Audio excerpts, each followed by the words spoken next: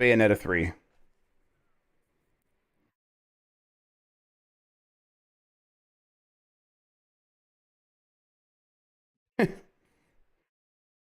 Alrighty then, we are getting started, everybody. We just gotta do one or two things, like test the audio, which I'll do now in a moment. Right, we're just figuring this out. First podcast.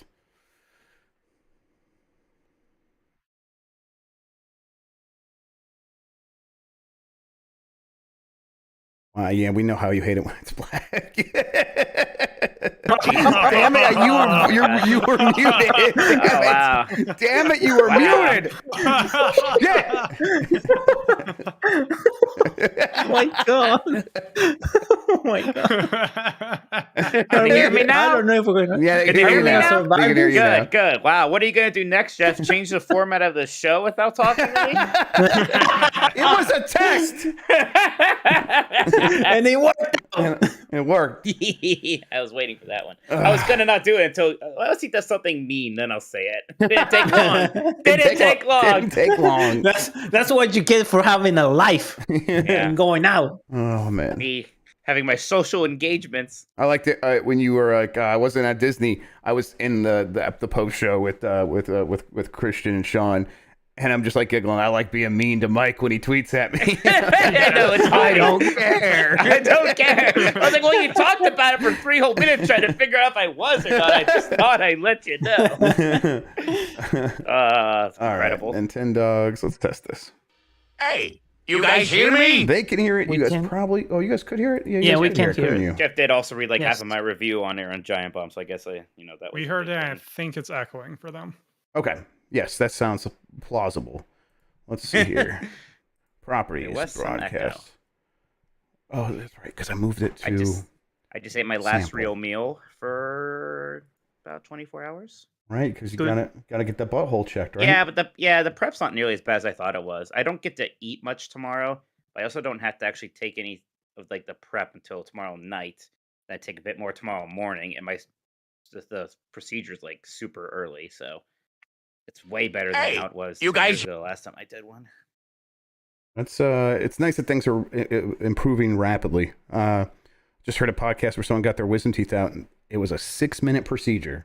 Yeah, Damn. Oh god! Damn. the things that change these days. Yeah. I never had to get mine out, by the way. I mean, you had an orthodontist, I'm sure. I mean, your dad's a doctor. I'm sure they would have known if you needed to have them taken out. No, I mean, yeah. Yes, but wow, trying to make it a Hey, classist. you thing. guys hear? Is that what I was doing? I was just saying that there is awareness, is what I was saying. no, I know. He says very defensive of when people bring that up. Oh, okay, yeah. It's true. It's true. I have a good story about getting my wisdom teeth out. It was when I was a teenager, and they put me under using the gas, the funny gas or whatever. Yeah. And according to my mom, because I don't remember any of this, Yeah, same. when I came out of it, I was just swearing like a sailor, but, like in a happy way. So I was looking at the doctor. I'm like, "Hey, this fucking guy!" And I look over at his assistant, like, "Fuck you!" That's great. I think I was saying like, "Oh, you're all doing a wonderful job." That's what I was like, yeah. Whenever I wake up after my anesthesia for the colonoscopies, I just start singing Muppet songs. Hell yeah. That's sounds- that's my sounds very personality. pleasant. Yeah. It gets amplified, right? You become more Mike. Yes, even more Mikey. Okay. I am forgetting to open stream elements. And let me just move this to viewer activity. And let me get Discord open here, and then we'll be good. I have tweeted. All right. Open Discord.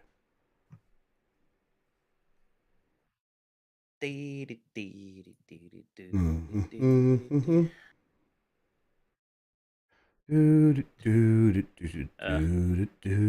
Do. I am going to stop looking at Alexa stuff. So what did you think about the change to the podcast, or did you just heard it change and you didn't actually listen? No, I listened to the whole thing like that night. Actually. Okay.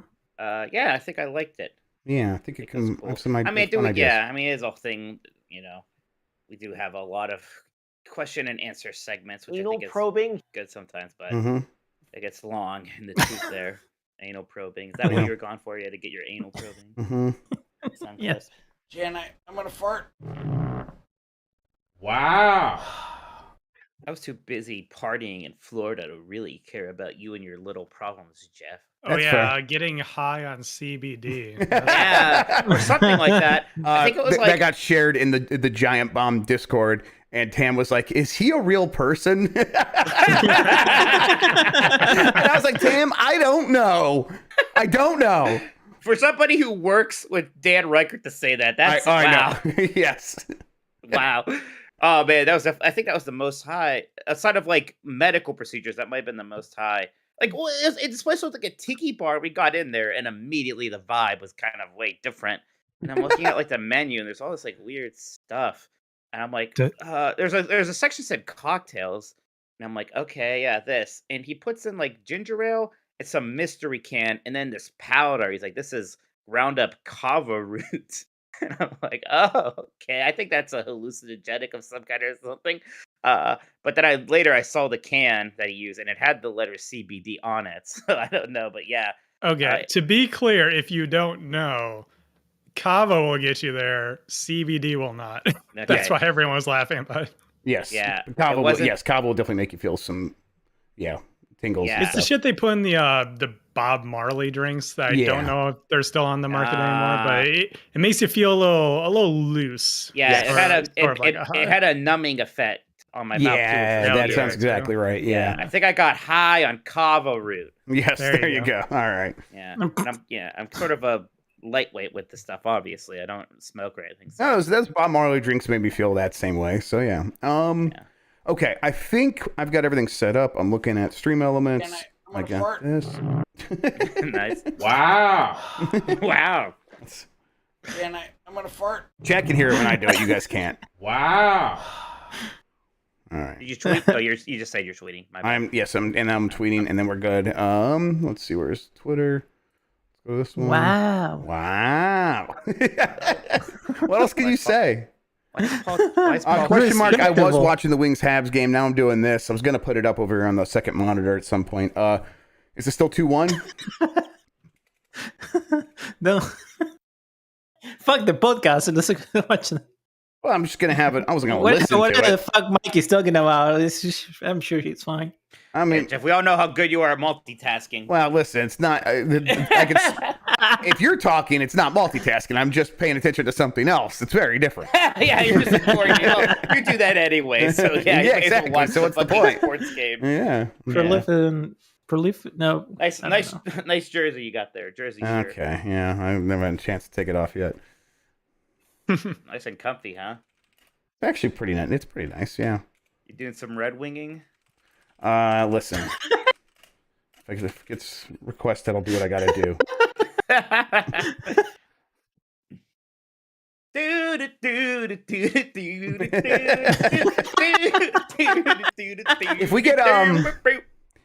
If we get a $50 or more super chat, I'll explain the other definition for red winging I heard about 20 years ago, which is what I thought she was originally talking about, and then I realized the other one that's more popular.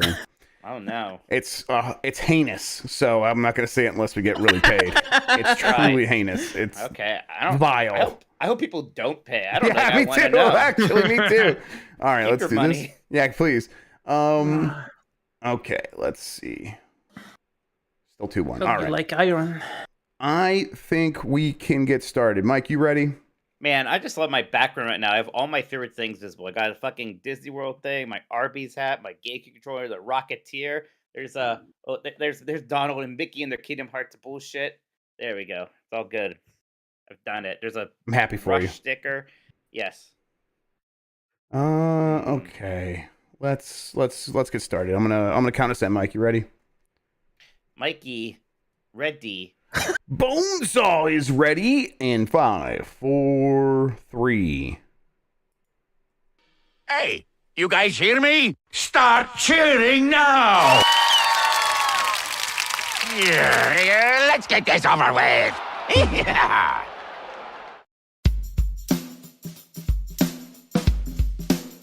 Jeff, I don't hear it. Okay. Oh, yeah, no, I hear you. I'm stopping it. Let's see here. First time doing a podcast, everybody. All right, now you should hear it. Hey, you guys hear me? I hear I fixed it it so it now. wouldn't echo for them, and then of course I broke it for you guys. All right, 5, Okay. 4, 3. Hey, you guys hear me? Start cheering now! Yeah, let's get this over with. Yeah.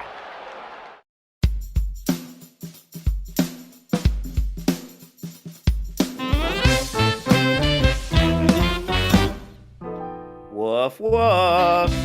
Hi, I'm Mike Minotti, and I am a Nintendog. Hi, I'm Jeff Grubb, and I'm a Nintendog.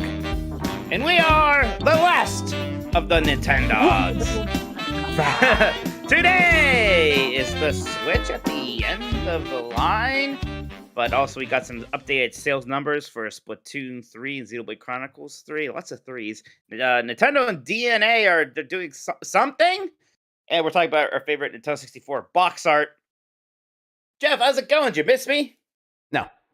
Anyway, moving. Fair. No, yeah, we're glad you're back. It was like, oh god, I gotta fill a spot. I'm glad Donnie was able to do it. But yeah, how was your, travels? How was your travails? How was your trials, Yeah, tribulations? it was great. Yeah, I went to a wedding in Gainesville, Florida, which has this really nice national park that we actually went to the day after the wedding, and I got the kayak down this sort of natural spring river in this national park, and it was very pretty. It's not the Everglades, but it was Everglade-esque. Lots of turtles and cranes, I think, all over the place. We went by one alligator, and I did not like that. It was scary. But, alligators, I think I've gone over before. They frighten me. This was just a little guy, but still, they have dead eyes. And Yeah, I mean, in any moment. They're one of those animals literally. that's hasn't evolved in hundreds of millions of years or something, well, like tens of millions of years or something Yeah. like that. Yeah. And it's like, that's always upsetting. It's like, oh, they've just been this same killing machine for, it's like that and sharks. So like, no, they've just been around forever, Yeah. killing the same way as always. So And turtles, I think, actually. But turtles are, like, not nearly as upsetting, I guess. No. Probably because they're not, and turtles live a long time. They're just cool. They're just cool dudes. Yeah. They vibe. Man, lots of Florida and Gainesville slander in the chat, too. I had a nice time there. It was Yeah, fun, I don't but, know. I think we usually have contrarian takes on locations, right? Like, well, I don't know how you Yeah. feel about LA. I like LA, but I know like going to San Francisco, everyone's like, oh, so yeah. I'm like, no, fuck San Francisco and go No. to hell. I'm not huge on LA. I mean, guess what? I like Disneyland, which isn't even really LA, but I don't even know if I'd like Anaheim per se. I just like Disney. But no, I You had just a like great the Magic time. Kingdom, of course. Yeah, but yeah. Well, you live in Ohio, so True. that's true. True. Very true. Yes, but I know it was kind of weird to be in Florida and not even think about going to a Disney park. But I'm doing that at the end of this month, so it would have been a little silly. So I'll be there soon. But yeah, now I'm back, Jeff, and we've got lots of Nintendo stuff was actually going on, like just yesterday. Really? Yeah. There was. Today? I mean, they had their earnings, which we knew was coming. But yeah, they reported some stuff, and there's some interesting tidbits in there. Sorry, I just saw my friend in chat. And so I'm like very excited to talk about some of this stuff because I think it's interesting. It sets the stage for some maybe some changes to come for Nintendo. So we can get into it. Yeah. Well, thank you for a super chat. We will read all of those later in the show, but if you want to send a super chat, please do. Again, they will get read. Even ones like that. Oh God, I missed him. I'm so glad he's been gone for a while. I was worried he didn't care about us anymore. Yeah, hit that like button, everybody. I don't know. I think we've been stepping on Windbag's toes with the other show, so a lot of the audience is like over there watching Windbag, which I get it. And then so it's like, hit the like button on this one. Tuesday night, we're not going up against Windbag, or at least he might be on his own channel, not on Giant Bomb anyhow. So come and go with us tonight. We get it. Gosh. Yeah. Do we have to destroy what we helped elevate? I think that's what it's come to. Yeah, we have to destroy God. AKA Windbag. AKA Windbag, of course. Yes. We don't know how much. I mean, have you God seen how loves he the uses fork. OBS? Like, yeah, he might be God. I mean, I don't know. That would explain a lot of things. Would explain a lot. Yeah. All right, Jeff. Let's get to this Nintendo news. How would you like that? I would love that. Yeah. So we had some Switch earnings, which means we got some updated numbers for a lot of things. This includes Switch total sales now, which is up to 114.33 million units. But Nintendo also says here for Nintendo Switch hardware, we reduced our forecast by 2 million units to 19 million units. While there is a gradual improvement in semiconductor and other component supplies and recovery trend in hardware manufacturing for Nintendo Switch, taking into consideration production and sales performances thus far, we have, in, I want to emphasize, and sales performances thus far, we have modified the Nintendo Switch hardware sales unit forecast for the fiscal year. So they're lowering forecasts, which is like normally we could just say, well, that's because of shortages, and they do say that's part of it, but they do also say because of sales performances thus far. It's like, okay, wow, are things actually kind of slowing down now, Jeff? Yeah, I mean, I think that they are. They are, right? I think it's that simple. They just are slowing down for the Switch. I think, people would say, and I don't, listen, I'm going to say this and it's going to sound like, that's not what's happening. But, maybe the Steam Deck did cool things off in the Switch, just maybe in terms of perception. The Steam Deck is not like taking things away from the Switch, I think, but it might just be taking, or except for maybe a little bit of the shine, where it's like this thing does feel extremely old. You add on top of that the piracy. You add on top of that whenever a game does get released, all of the graphical analysis reveal games are pretty choppy, and that stuff begins to pile up over time. People do have very powerful systems in their homes now. Most people who have wanted to get a PS5 or an Xbox Series X or S or a new graphics card have had the ability to do so now. And then a Bayonetta 3 comes out on the Switch, and you're like, well, yeah, I mean, I want to play Bayonetta 3, but man, that'd be nice if it was playing on a better system. Now that's not everyone's going to feel that way, but maybe enough people over time. And it's like, and also they've saturated the market of families, and obviously that's the bigger side of things. Is almost everyone who could buy a Switch has bought a Switch, and the OLED has saturated that market of people who always buy the next Switch, even though they already have 2 or 3 in their home. And they haven't had anything new on that front yet. So it's probably just actually slowing down. All that said, I think going into this holiday, it's still going to do very well. And if Nintendo wants to keep elongating it, it can. The games are still selling. That was the other part of this. A lot of games still sold very well. A lot of new releases did. A lot of games like Mario Kart continue to do so.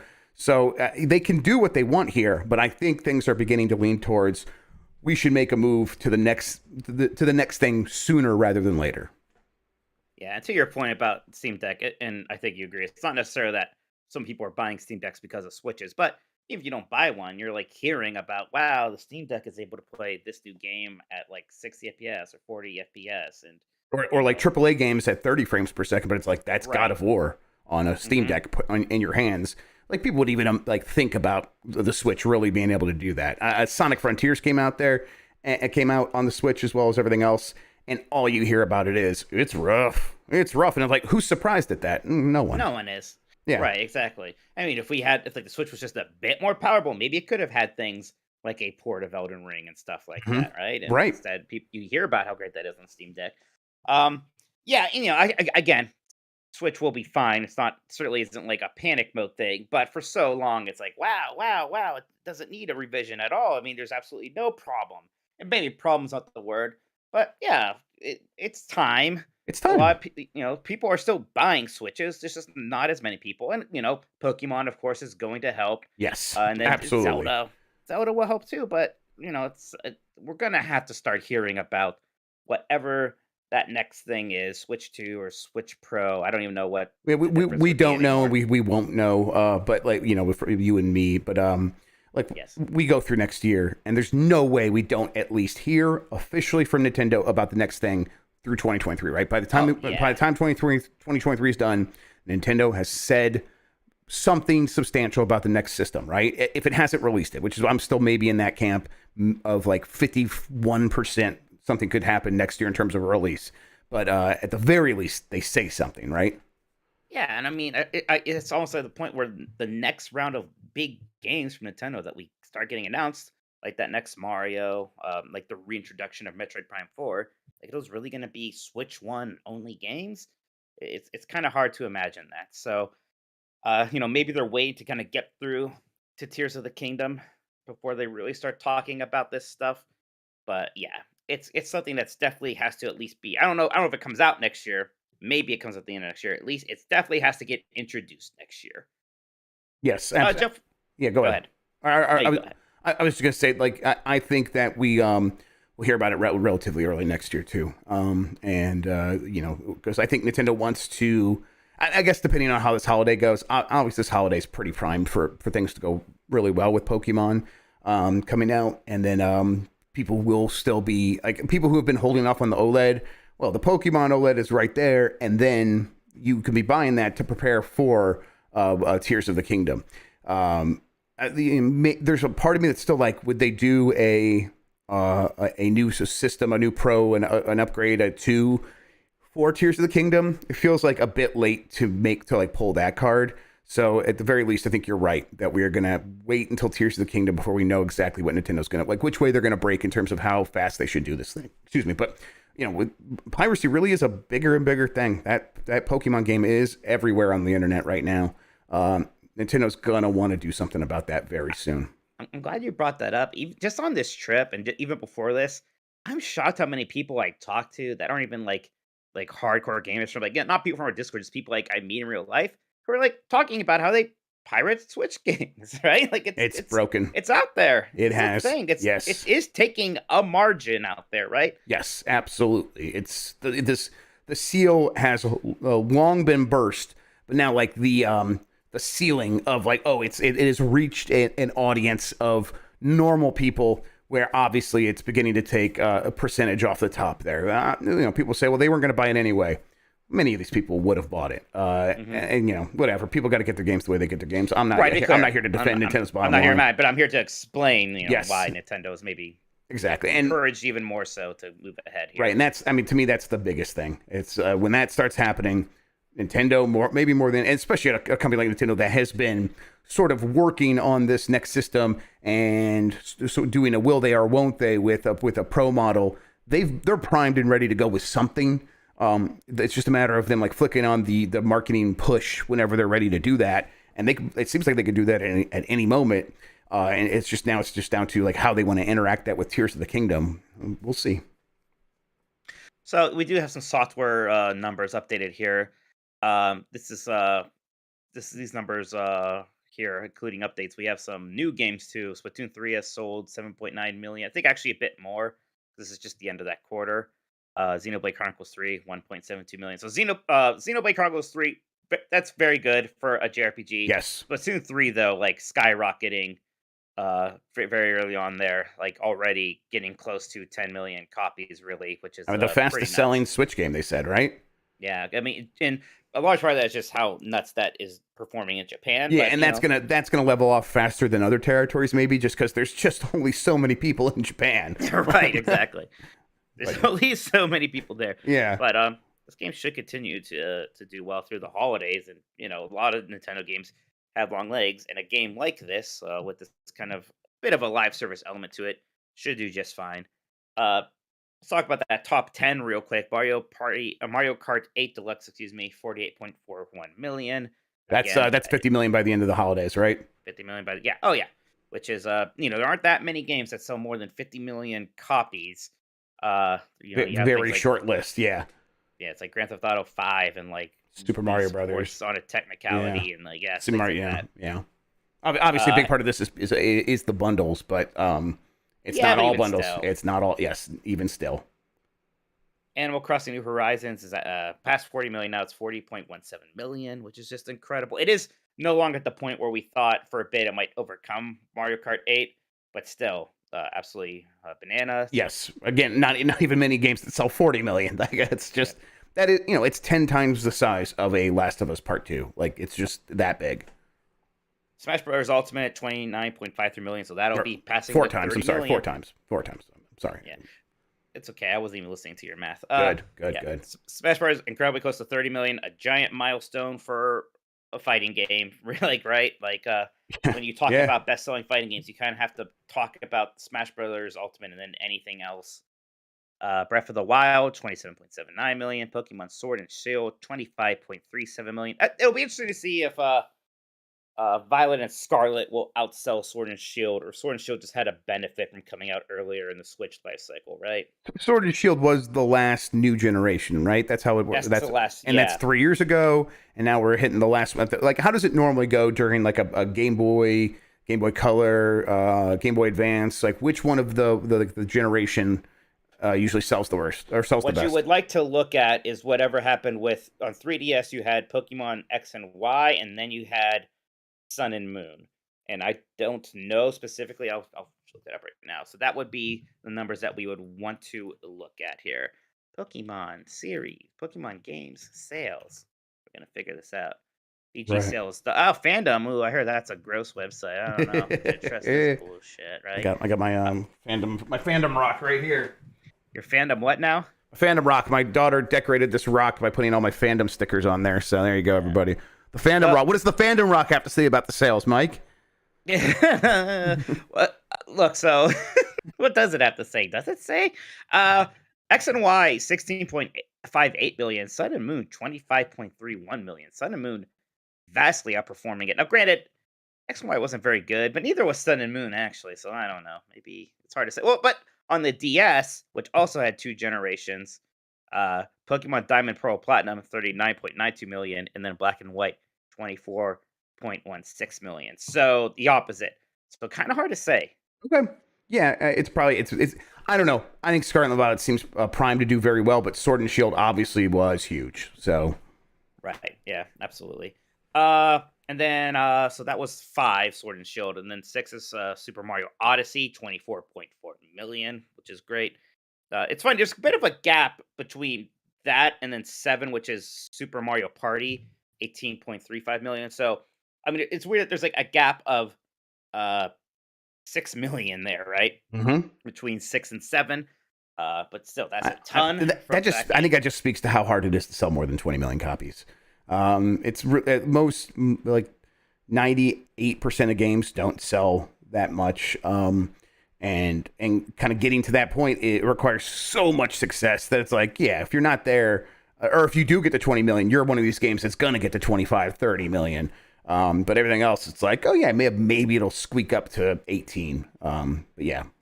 You know what? I'm looking at this list. The Pokemon Black and White numbers are inflated because it includes Black 2 and White 2, which Okay. I'm not really sure if that's fair. Otherwise, otherwise Black and White sold slightly less than Diamond and Pearl, I would say. But speaking of Pokemon, Brilliant Diamond and Shining Pearl are next at 14.92 million, which is interesting because again, that means it's almost sold more than like X and Y did. It's like getting close to that number. These are remakes that people didn't even seem that high on, really, right? Right. Again, speaking to, Pokemon might be primed to just crush. And then Ring Fit Adventure, 14.87 million. It's interesting because like when that came out, it didn't seem like that big a deal, and then that got a pretty big pandemic boost, didn't it? Yep, absolutely. Then Pokemon Let's Go at 14.81 million. That's just like, we don't even think about Pokemon Let's Go anymore. That was really the first of the Pokemon games that hit Switch. It seems like so long ago now. Mm-hmm. But they sold a lot of those.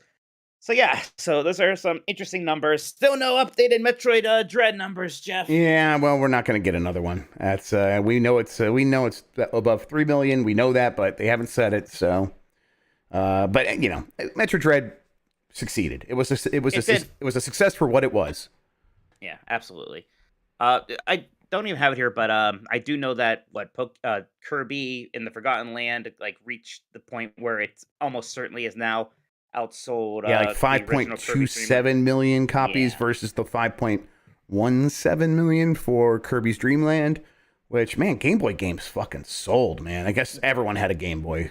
Everyone had a Game Boy, but I think there was a very high attach rate with Kirby. I think everybody just seemed to get that game. Right, I think there was a good marketing for it. It was it definitely accessible. Yeah, and it was like accessible in a way that Super Mario Land was not. I think you might be right. Yeah. Although I think Super Mario Land also probably sold. Oh yeah, I'm sure, absolutely. It's just like, of course, but it also sold on the power of Mario, where Kirby was coming out of nowhere. But it's like, this is from that Nintendo company that makes Mario, but it just seems so friendly looking. And it was made to feel that way. Yeah, but around, that means that Kirby and the Forgotten Land has sold probably about as much as like the original Final Fantasy VII remake did before we had integrate and PC ports and stuff like that, right? Yeah. Yeah. Kind of weird to think about. Jeff, the other kind of news we got out of Nintendo from all this stuff is that they're joining up with DNA, who does like their mobile games, who established a joint venture company, and they say here, based on the expertise accumulated over the 7+ years in the experience of co-developing multiple services based on Nintendo account, Nintendo and DNA will advance their partnership and establish a joint venture company with the objective to strengthen the digitalization of Nintendo's business. The joint venture company will research and develop, as well as create value-added services to further reinforce Nintendo's relationship with consumers. Fucking go! Yeah! Nintendo! Woo! Yeah! Services, baby! Yes! Jeff, what the fuck are they talking about here? I have no. My wife just screamed, "I'm sorry! It was a bit! It's a bit! It was just a bit. I have no idea what they're talking about. This is, I mean, I can guess. They're gonna make some more stuff to go on top of Nintendo Switch Online and like My Nintendo Club and piled on top to, maximize their revenue from like subscriptions and stuff. But digitalization of Nintendo, like, fuck off. Just tell us what you're doing. How have you not digitalized already? Yeah. Now, I know Nintendo uses fax machines. Is that what they're talking about? Like, DNA's going to come in and teach them how to use Google Drive? Like, I have no idea. Incredible. I mean, there's a very optimistic part of me. It's like, oh, maybe this is like about preservation and creating like better emulators and stuff, and like actually Nintendo making their own GameCube emulator and Wii like Wii emulator and 3DS emulator. That's it's not just mobile. I'm sorry, optimistic. Gamefire in chat says mobile. They said specifically it's not just mobile. They said it's going to be Not on just all mobile. Nintendo devices. So what does that, I mean, what does that mean? We have no idea. They have not really said. Like, but it does have to do with consumer facing stuff. So it's not just like, oh, this is stuff happening in the background and they're going to provide services for the business environment. Like, no, this is going to change our relationship to Nintendo consumers. Fuck, Wow. I don't know. Who knows? I don't know. It sounds like something we're not going to even hear, like see any like fruit born from for a very long time, right? Yeah, I think you're right. And the retro stuff is just on Nerd though, which is a Nintendo Europe Research and Development. Is that what that is, Nerd? I mean, they have teams doing that. Yeah. It probably is something along the lines of expanding My Nintendo and expanding Nintendo Switch Online.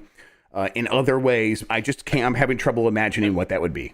I mean, would they actually make like a real like Nintendo Switch Online like service that works like natively, completely Right. on the Switch and stuff like that? Like, no more of this phone bullshit. Like, Right. It's maybe just bring back some weird. Miiverse elements. Why But do you again, need a why new would they company need to do that?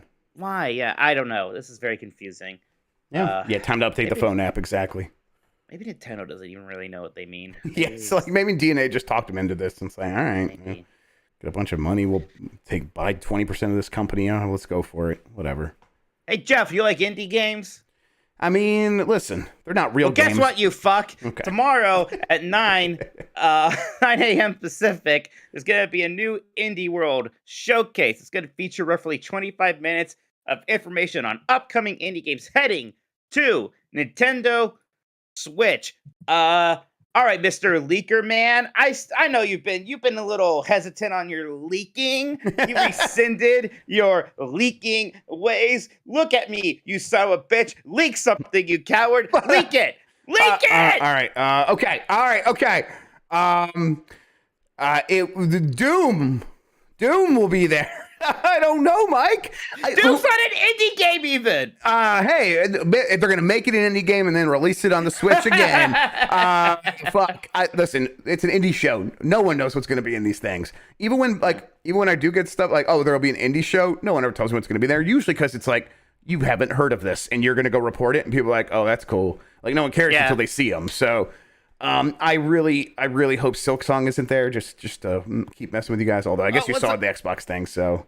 Right, it's like it seems like did Nintendo lose Silk Song, or is it still like? I'm is sure Nintendo it's still more than coming happy to the still have it? Switch. Yeah. But I think there's a marketing deal with Xbox. I think. Okay, let's go through the other heavy hitters here. Sports story.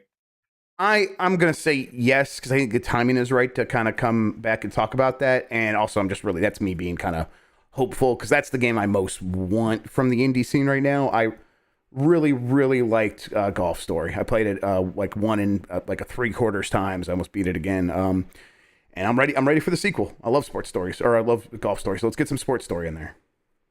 Are we gonna get that River City Girls 2 release date and or shadow drop finally? I think we'll get the release date, but I don't think we'll get the shadow drop. I mean, just there's a part of me, it's like just the fact that they kept saying 2022 and they haven't given a release date. It's like, well, maybe they're waiting for a shadow drop, but maybe I know, but I know it's so easy to go down that route of thinking that way, and it's fucked us in the past. Let's just not assume. It has. Yep, let's not assume. Yep. All right. I mean, what is there anything else that we are like really can't spell indie without id. That's right, Donnie. Yeah. Jesus Christ. Oh man. But yeah, this will be fun. I wonder yeah, 25 minutes. That's a big show for their indie worlds. I'm ready for it. I mean, and the last one was in August. It was was pretty good. It could be another one just like that, or it could be one of these ones that does have all of the indie games people are always talking about and all the developers people are always talking about. Like maybe we get a that like chocolatier game from Stardew Guy. Like get an update on that. That would be awesome. Yeah, that'd be great. So yeah, I guess we'll just have to wait and see. Again, that's 9 a.m. Pacific, or if we're talking about real time zones, noon Eastern time. All right, Jeff, that is it for the news. We got some questions from our Discord community. We have a topic to get into with favorite Nintendo 64 games. We also got some super chats coming in, and we're going to read all those here in a little bit, everybody. So keep them coming, and we'll read them before the end of the show. Yeah, and even though it's cute that we're at 64 likes right now, and we're going to talk about Nintendo 64 box arts, number greater than that would also be good. Yep, so and like hi to the 200 of you that are watching live right now. We really appreciate it. Yeah. All right, Jeff, you ready to see what our Discord community wants to ask us? I am. I'm looking right at it. Let's see what they have to say. Benji Glaskey says, "Hey, taint sweats." Man, I have to say, I did get sweaty at that wedding, man. I always sweat at weddings. I sweat, but it's like, it's not especially at the night. Everyone's like been drinking, they like all want to get touchy, and I was like, not like that touchy. Yeah. But you know what I mean? Just like everyone's hugging and stuff, and I'm like, yeah, get away from me, I stink, probably. But thankfully, our Airbnb was so close. Like I actually just ducked in there and showered and changed before we went out for the after party. And I felt cool. That's always nice. Yeah. Miyamoto once famously said there are some ghost stories in Japan where when you are sitting in the bathroom in the traditional style of the Japanese toilet, a hand is actually starting to grab you from beneath. It's a very scary story. Do we think the ghost hand goes for the butt or the balls? I mean, probably the butt. Everybody has butts. I guess I shouldn't say everybody. Maybe somebody was born without a butt, and I don't want to make them feel bad. But Joe Biden, are more born common. Without a butt. The new Mario? No butt. But yes, it's probably more trained for the butt. Yeah, I mean, I think it's gonna like just go up and just like get a fistful of that taint. I think you're right. That's the taint. Yes, I like that. Right in between. The target is what the ghost calls it. Is there a Chow Garden says, "Hello, Mike. I'm here to smoke meat and have sex, and I'm all out of meat." No, I am never out of meat. And Jeff, house is held together by command strips Grubb. Copying a gameplay formula has been proven to work. Seems to be a solid base for developing licensed games with limited resources. Which licenses would you create games for based on the gameplay/design of the following series? So take the Ratchet and Clank formula, but what IP would that be a good fit for? All of these WWE. Okay. Yes. All right, fine. Let's see. Ratchet and Clank, the U.S. military. Lilo and Stitch. Stitch has a lot of guns. That's Granted, fantastic. they make the actual Lilo and Stitch game is a Crash Bandicoot clone, so they already did something similar to that once. Yeah, that's a good poll. Ace Attorney should obviously be Columbo. Yes, no questions asked. Right. Yeah, sure. I'm fine with that. I think that there would be even better fits for Columbo, namely the Return of the Obra Dinn and stuff like that. But sure, yeah. Bloodborne. That's interesting. Bloodborne. Muppets, like a Muppet movie, or like yeah. I could see Kermit dressed up like the Bloodborne guy. Yeah. Yeah, like a a Muppet Sleepy Hollow. something Yeah, like that, exactly. yeah. Yeah, along those lines. Yeah. Breath of the Wild. What would be a good IP? I mean, if they just made a Lord of the Rings game that was Breath of the Wild with like a Hobbit or some bullshit, I'd be pretty happy. Yeah, I would like most fantasy things, but Lord of the Rings is a good one. Yeah. Undertale and Steven Universe was the first thing I thought of. They already made some like Steven Universe RPGs that are kind of there, a bit more actual RPGs than that though. So maybe that's too cheap of an answer, a little too easy. I don't know. It's a good one. I mean, because or any number of Cartoon Network shows that are on the whimsical side. Johnny Adventure Time. Bravo. Johnny Bravo. I would love to see Johnny Bravo just pasted into Undertale. That would be really good. I'm glad you see the Cartoon Network. Yeah, Johnny Bravo's the correct answer. Yeah. Yeah, I think this was some pretty good Better answers. call Saul welcome. for Ace Attorney, says the Uncharted Wolf, and I think that's a good one. You know what's funny is like I liked Breaking Bad and I never watched Better Call Saul. And today I was just like, I'm just going to actually just read the Wikipedia and see what happens because I'm curious. And then like I just YouTubed like the clips of the things that sounded interested from the Wikipedia. That's how I experienced Better Call Saul. It's an incredible show, but I think that's kind of a fine way to experience something that you're like. I enjoyed it. Yeah, exactly. But you did because it's a good story, and those clips still have all the acting in them. So yeah, that's awesome. Yeah, and this is people are probably furious. Yeah, that's horrible, Mike. I bet people are going to be mad at you. Watch a whole show. Listen, it's not like you're driving and playing Marvel Snap, all right? That's right. I'm not an absolute criminal. The Egg Doctor says, "Hi, Mike. Mike Minotti, and Jeff has completely taken over my podcast queue, Grubb. It's November 2022. That's true. We're getting 8 Nintendo 64 Mario Party games in a row, but there is still no sign of the best kart racer of all time, Diddy Kong Racing. When will this Diddy Kong Racing erasure stop? You think the floodgates on Rare opens after we get GoldenEye? We already probably got Banjo-Kazooie forever ago. It's weird.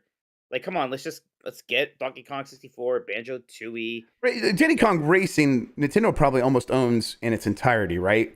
Yes. Like, they would probably own the copyright. They would maybe there's some weird thing that Rare still has ownership of. They wouldn't know the copyright though, and all this stuff. It would surely be easier than GoldenEye. Or Banjo. Both things that are especially GoldenEye, but also including Banjo. So it's like they're doing the hard ones.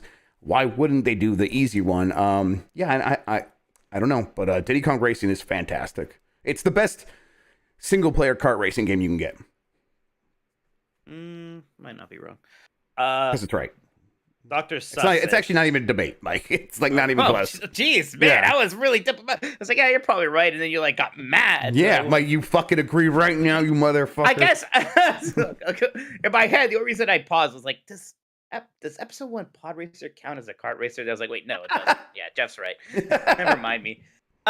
Dr. Sus says, hey boys, Nintendo has requested you dip into characteristics of old controllers, NES, SNES, N64, GameCube, Wii U, Gamepad, and Switch Pro Controller to determine the absolute controller.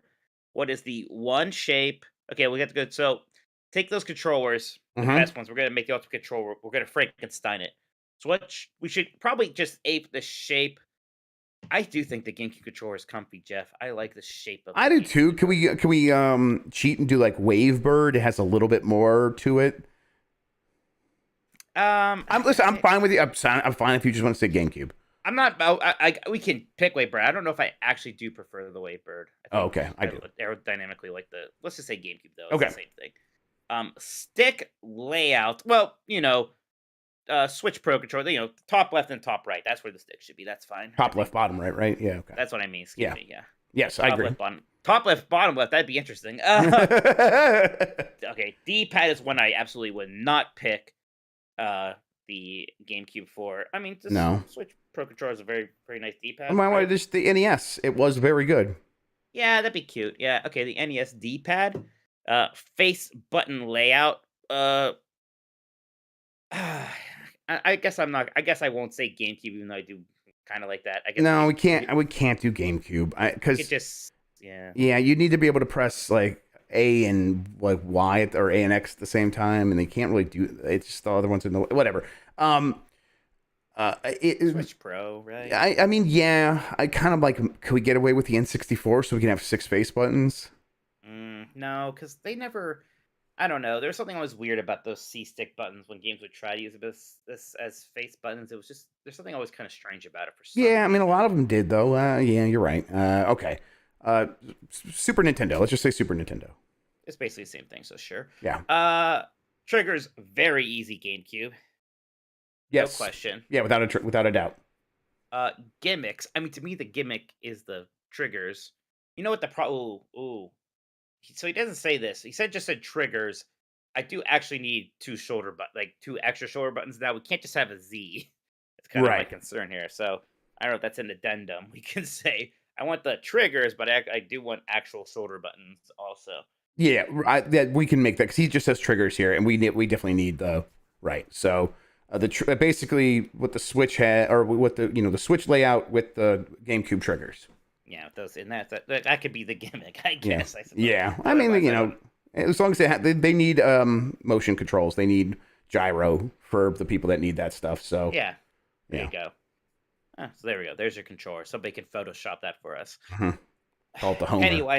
Pennywise says, "What's up, beef 9-inch nail cheddar boys?" Mike, the missus seems to be fully done with hospital visits, and we are so excited for a Disneyland trip on November the 18th. We are hoping to get some last-minute expertise. Specifically, any tips for Genie Plus? I remember Fast Pass way back when, but I'm a bit confused how Genie Plus differs. For the Rise of Resistance and or Smuggler's Run, do you recommend just paying for a spot in line?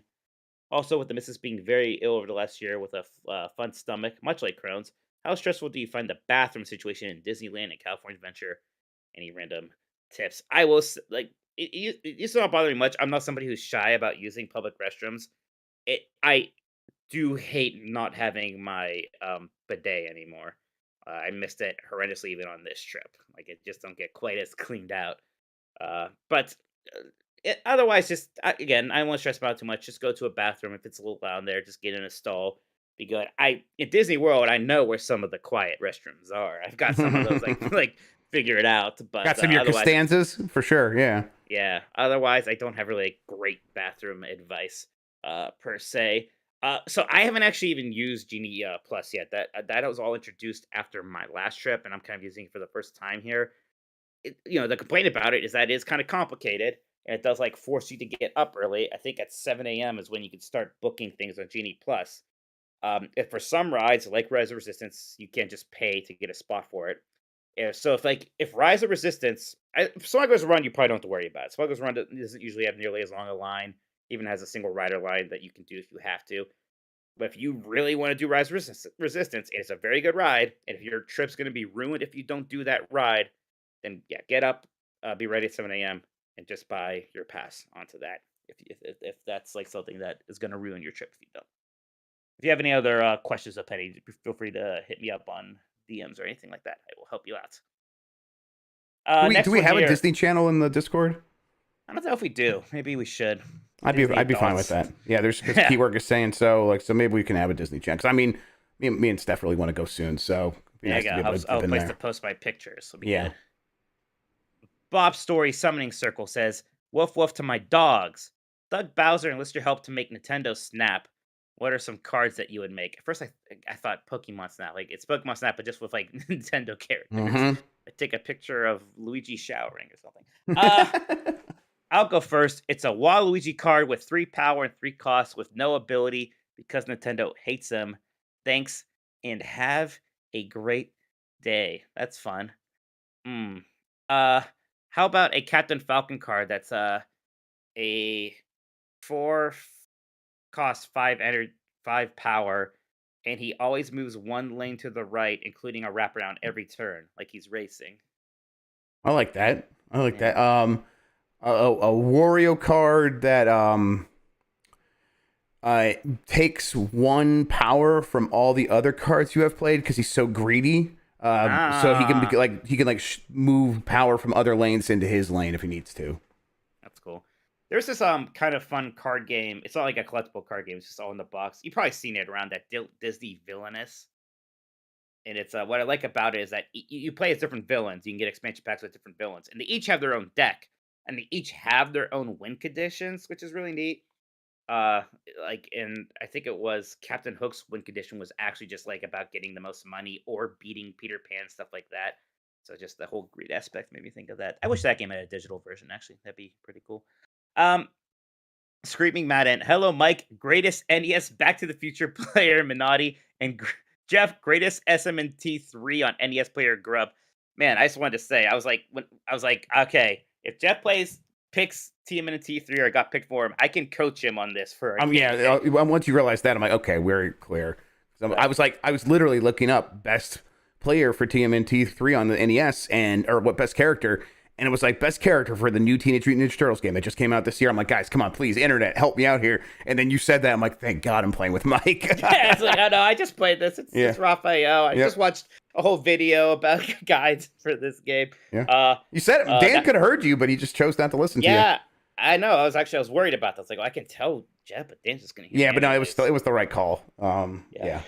I definitely hadn't my best arcade pit moment yet, though, with freaking Back to the Future. Oh, I mean, no, your best one is almost probably still that Game & Watch game where you just played it perfectly.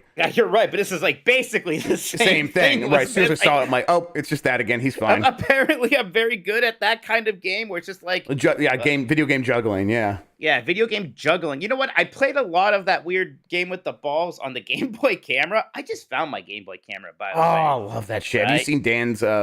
video where he streamed from the Game Boy camera? No, it's incredible. It's pinned to his Twitch channel. If you ever go there, check it out. It's fantastic. You got to set up on his computer and everything. It's really cool. Anyway, Screaming Manic continued. I went through a rabbit hole of watching videos from Disney Dan and found one video about the history of Mario costumes. One thing that caught my eye was there was an ice show called Mario Ice Capades, which at one point a Times Square bootleg-looking Luigi kills Goombas and paratroopers with a gun. Anyways, what Nintendo IP would you adapt to a show on ice? Oh my gosh, this is incredible. Man, yeah. You ever see Disney on Ice? It's been a long time since I saw it. I might have seen something like that. I don't know if it was Disney on Ice. I saw some Ice Capade, I think, though, but I was young and I barely remember it. I think Kirby on Ice would definitely be the most entertaining. Actually, no, Elite Beat Agents on Ice, because the music. Well, yeah, shit, that would. Elite Beat Agents on Ice would be the greatest show on earth. Yes, I would love that. Casual says, "Dear Mike, who do you think you are, Minotti?" And Jeff, I am Grubb. When snipping time rolls around December, you two have this golden opportunity.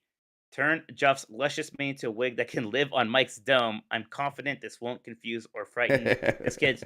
Jeff. This disgusts me. I'm not gonna wear your actual hair as a wig. We'll make it into a blanket, and you can use that at night. No. Someone did. It was Pablo Costa did a reaction to this in the Discord. And it's just the frightened Kirby face. Yeah. It's disgusting. Yep. Jayden says, "Hey Jeff, should say hello to his Spotify and other podcast listeners as well on Game This Morning's Grubb and Mike, the Beanie Baby collector Minotti." I did have a lot of beanies. My question for you both. Which sequel would you want more, Yoshi's New Island or Super Princess Peach 2? Man, I never even played Super Princess Peach, and still, absolutely, Super Princess Peach 2. Fuck all of those Yoshi games. Like, Yoshi's Story I'll even accept. Everything after that, ugh. Yeah, I really wanted Yoshi's New Island I wanted to love it, but man, they just, and a lot of it's like, they would use these really kind of terrible teams. Like the teams that would go on to make, Balance Wonderworld. Of course, Balance Wonderworld is bad because they didn't have a budget and it was just terrible for all these other reasons. But still, it's like, oh, man, I just wish they could get that core Mario team back together, making the Yoshi's on. But the time has passed. Mike's right. Give me Super Princess Peach 2, which I played a little bit of. Look at that. Christian already made a Disney Channel for us. That's nice. Yeah, he said he would. Thank you, Christian. That's good. So Princess Peach. One of our CPU says, what do you think about the new River City Girls 2 character, Provi? She's a character from River City Ransom Underground. I didn't notice this trailer came out. It might have happened while I was gone. I'm watching this now. That last character, the one from Double Dragon, was incredible. Ooh, this character looks fun, though. Oh, my God. I like her flippy. She does a lot of circle. Oh, this character looks super fun. She looks kind of like Skate from... I'm getting some Skate from Streets of Rage vibes here. God, Jeff, I cannot wait for this game. You got to play River City Girls 1. I want to. I really want to. Look, they've been ramping up these character trailers. The videos just say coming soon now, so 2022. which either means it's not coming in 2022 anymore, or that something is very imminent. Maybe I should just not expect it to come out this year, though. But we'll see. Gosh, this game's good. Which of the two girls, the original ones, do you think you want to play? Ponytail? Ponytail. Or, yeah, I like sporty Ponytail girl. Yeah, Ponytail. I played as both of them now, but I liked her better. Okay, Mr. Bohr says, another Splatfest is upon us, and we all want to know, have either of you played the Splatoon 3 campaign or Table Turf Battles yet? I have not touched the campaign because this is like the annoying thing about really liking a 90-hour JRPG. I'm still playing the 90-hour JRPG, Xenoblade Chronicles 3, and I even kind of took a break from it. When I took a break from it, it's not to start something else that's big-ish like Splatoon 3's campaign. I'm playing like Castlevania 3 on the Castlevania collection, and stuff like that, or Marvel Snap, honestly. So, gosh, and now I have this Switch backlog piling up with Bayonetta 3, and Yeah. Pokemon will be coming out soon, and let alone having time to play the Steam Deck. Fuck me. So, it's getting kind of nuts. Hopefully there'll be a big after the holidays, nothing will just come out for a bit so I can catch up, Jeff. That's what I'm hoping for. Yeah, I know. I gotta start playing fast because we got Game of the Year coming up. So I gotta. I need to just take a couple of days and play games all day. Yeah, there are some games that I probably should play Vampire Savior and or Survivor. Excuse me. Vampire Savior is the Darkstalkers sequel. Yes. Dugan says, "Woof woof. Have we moved past the window of Wii U ports? Is emulation the only hope now?" I'm fairly certain that Xenoblade Chronicles X will be the next thing that Monolith Soft does. Just like how they remade the first Xenoblade in between 2 and 3, they'll probably remake X after the DLC comes out for Xenoblade Chronicles 3. Yeah, I think that's right. Now maybe it's Switch Pro or Switch 2 instead of Switch, but it'll happen. Other than that, though, I don't know if Star Fox Zero is getting anything. So and after that, that's pretty much all she wrote, right? Once we do that, we pretty much took care of all of it. Mm-hmm. Hey yo, dog, says Haas. Are we now at the final lineup for Nintendo in 2022? Feels very much like they want to ride out the year with just Pokemon. I mean, yeah, but there's also a month left, and they released some big games. So yeah, basically just got Pokemon now, and yeah, I mean they'll probably do they'll have their N64 games on NSO and stuff. I think have they confirmed whether or not GoldenEye is coming in December yet? I can't remember if they've done that. No, I don't think so. I think they should probably do that soon. And I'm sure some of these indie games we're seeing tomorrow are going to come out this year. Right. So yeah, it'll be that at least. Velocity Prime says, "Hello, Jeff. Still streaming Grubb, and Mike. I love outdoor activities now. Minati. With talk of how the God of War reboot series is wrapping up in 2 games, do you think we will see a similar approach to Zelda when Nintendo completely shift gears after Tears of the Kingdom, or keep iterating upon that format?" They might use that. I bet they'll use that format again, Jeff, but it's definitely not going to be a direct sequel like Tears of the Kingdom is, right? Right. Yeah. These I did that video just on the channel now if people want to watch it, where I talked about why the God of War reboot series, the prequel series, whatever it is, is moving on after 2 games for the most part. I mean, they're going to continue that story and stuff, but they're going to move on from that setting most likely. And it makes sense because, doing things for too long, you get diminishing returns. But that doesn't mean they need to throw everything out. The next God of War game probably going to be very, very similar in terms of structure and gameplay mechanics. The same will be true for Zelda, but they will make new things, pretty much new map, new characters, new art style, all from the ground up for the next one after this. And that'll be kind of enough, even if they do keep the same, general wrapper of that gameplay progression in the open world.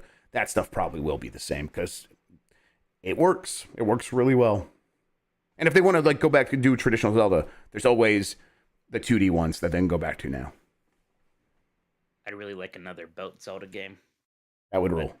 Who knows? The Uncharted Wolf says, "Hi, Jeff. Tired of answering our questions about his soon-to-be shaved head, Grubb, and Mike will gladly answer our questions about Daisy Minotti. I'm going to the God of War Ragnarok midnight launch at my local GameStop. Oh, fun. And I'm losing my mind from man, that does sound fun. It sounds I good. could just do that.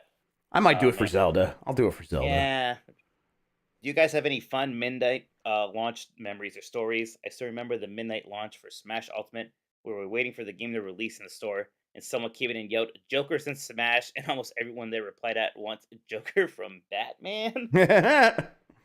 That's pretty good. I guess I have vivid memories. I remember I just went with my friend to the Final Fantasy 12 midnight thing and ended up getting like the steel case of it. It was beautiful. I actually just found that. I was going through my garage, so I found a bunch of stuff. I found that. I'm like, man, this thing looks cool, and that's what really reignited my love for Final Fantasy as a franchise. Still, gosh, just sitting out in the cold, waiting for the Wii. Might have been even waiting to pre-order it instead of just like actually waiting to pick it up. I don't know if anything super funny necessarily happened, but just I do have memories of these things. Yeah, mine's I don't know, a handful of Call of Duties, maybe Gotcha, yeah. Zelda, stuff like that. Like, yeah, I mean, it was always fun to just be in line, kind of waiting and talking to people. And I remember the one I just like the last minute decided to go pick up. I don't know, it must have been like Modern Warfare 3 or something when I was like a little bit less excited. But at the last minute, I'm like, I should just go get it at midnight here. And I just went to Meyer behind my house and had to talk to someone to go open the glass and get it for me. And it was like this whole Keep talking, thing. Jeff. I'll be right back. Yeah. And that took me, and it was, I also had like scrounged together money because I didn't have any money. So I'm like, I went there and made it happen. I remember taking it home and seeing everyone playing. Like back then, Call of Duty would have the big number of like everyone that was online at the same time. And just seeing that number be like 3 million concurrent players. It's like, Jesus Christ. Everyone plays Call of Duty and they still kind of do. But that time was like, just kind of blew you away to see a 3 million concurrent player number. Pablo Costa says, "Hello, beef and cheddar perros. Indie World presentations are hard to predict, but what do you expect from the showcase? Maybe that Mineko's Night Market game will shadow drop tomorrow after 4 years since the original announcement." Jeff, I don't remember this game. Yeah, I don't either. Was that the Last Night? Was that the one that was one that was at E3 several years ago? And it was like that cyberpunk 2D game, and then there was some word about the guy being a gamergator. Yeah, and he got weird. Yeah, but he was like he like apologized and is trying to still make it, but like years later, the publishing arm that he was working with, like from the beginning, they're like, oh well, we're splitting up, we're not going to do this together, and the guy's like, well, I'm still making the game, and I guess he updated in January of maybe it was January of 2021, said it's still coming, but it's about 2 years off. Like, who knows? Maybe that show's back up here. Yeah, I think. What if Abandoned show up? That's it. Abandoned's with Nintendo now. I think that's probably what's happening. That's what DNA is actually working on. DNA working with Kojima and Konami to make Abandoned. Yeah. Yep. Bob's Story Summoning Circle says, "Not a question, but just a heads up because it hasn't been picked up on from what I've seen. The Nintendo 64 controller is back in stock on the Nintendo website. Oh, never mind. Just rechecked and it already sold out. LMAO. Well, that's okay. Yep. Mikey moves fast. All right. Good job. You got it, everybody. Yeah, it's here. I'm excited. I'm not the biggest Nintendo 64 guy in the world, but I do like playing those games on the Switch sometimes, and much more so than with any of the other NSO things. I actually want to play that with that original controller. That's really kind of important to the Nintendo 64 experience. Even like GameCube, I still love GameCube. If I had to use a Pro controller, like or something, or an Xbox controller, it'd be mostly fine. Yeah, I played 64 games. Yes, you're right. Because I mean, using a right analog stick for the C buttons, no, thank you. No. You can't. You just, I mean, you can do it, but it's not great. But I played Mario Party with Jess and Jason and Dan, and just Dan and me were all using the N64 controller. It was really great. Nice. Are you? Did you win that? I didn't get to watch, but I think. Of course I did. You got that one. Nice. Good. Of course I did. Yeah, it's Mario Party. I'm the greatest. I'm excited to play because I talk a lot of shit about GoldenEye, so I'm gonna play it. I'm glad I have this, so I can actually play GoldenEye as GoldenEye was meant to be played, right? Yes, that'll be fun. We did some Mario Kart too, and it had the N64 Switch Online split screen. It's like, Jesus, this is just what GoldenEye is gonna be, huh? Mm-hmm. Sure is. Jedi Moss says, "Good evening, Jeff Grusby and Mike. The Sonic cycle is broken, Minotti.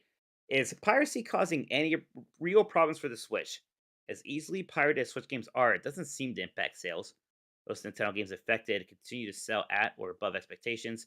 So as soon as breaking records and Xenoblade and Kirby are posting series best sales, despite Pokemon's Scarlet and Violet getting leaked, it will still likely have a huge launch and sales life.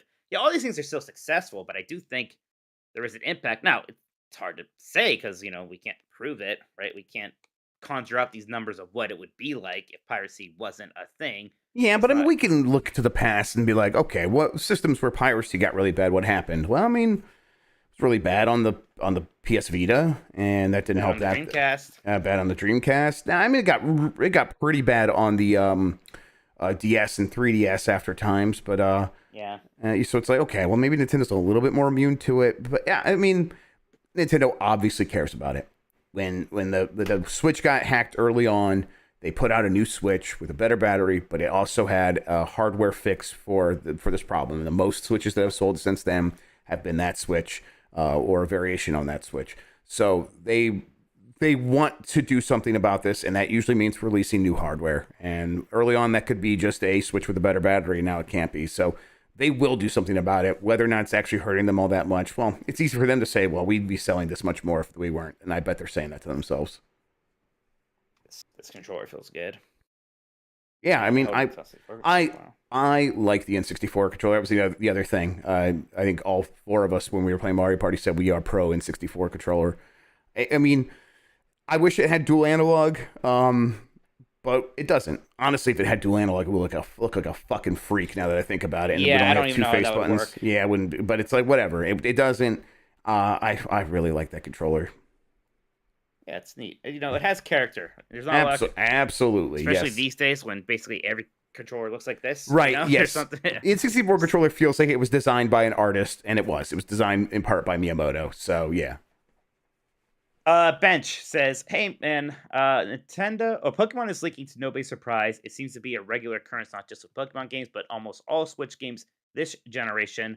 When the next Switch comes around, do you think Nintendo will take steps to prevent this from happening? I mean, they always take steps to prevent it from happening, Yeah. but who knows? There's a lot of people out there who will always really want to hack whatever the new Nintendo console is. Yeah, there's a lot of demand for that stuff, and there's a lot of interest. And now these days, there's a lot of Patreons where you're like, hey, pay me to like find ways into this hardware. So there's like a lot of monetary value. I mean, or monetary worth to do that kind of stuff. So it'll happen, but Nintendo will also take steps. They'll try to make it hard, and it'll probably last for a couple of years, but it won't last forever. Keywork says, "Sup, homies? With Pokemon joining Super Nintendo World and Universal Studios Japan in the near future, I was curious, what kind of attractions fit the IP? We should hopefully be hearing news soon since Pikachu has begun appearing in Universal parades in Japan. I always dreamed of experiences like all vendors where instead of picking up a wand, you go to a lab and pick a starter, use them throughout the land for various things like in Super Nintendo World. Just curious as to your thoughts. Yeah, that would be cool.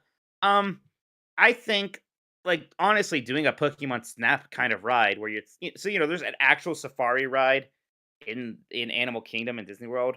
If you could just do that, but instead have it be animatronics of Pokemon and give people like a quote unquote camera and at the end of the a ride, big let fat them- cartoon camera. Yeah, Like let that. them Yeah, that would buy work. prints of their pictures or at least like download them. Like that'd be super cool.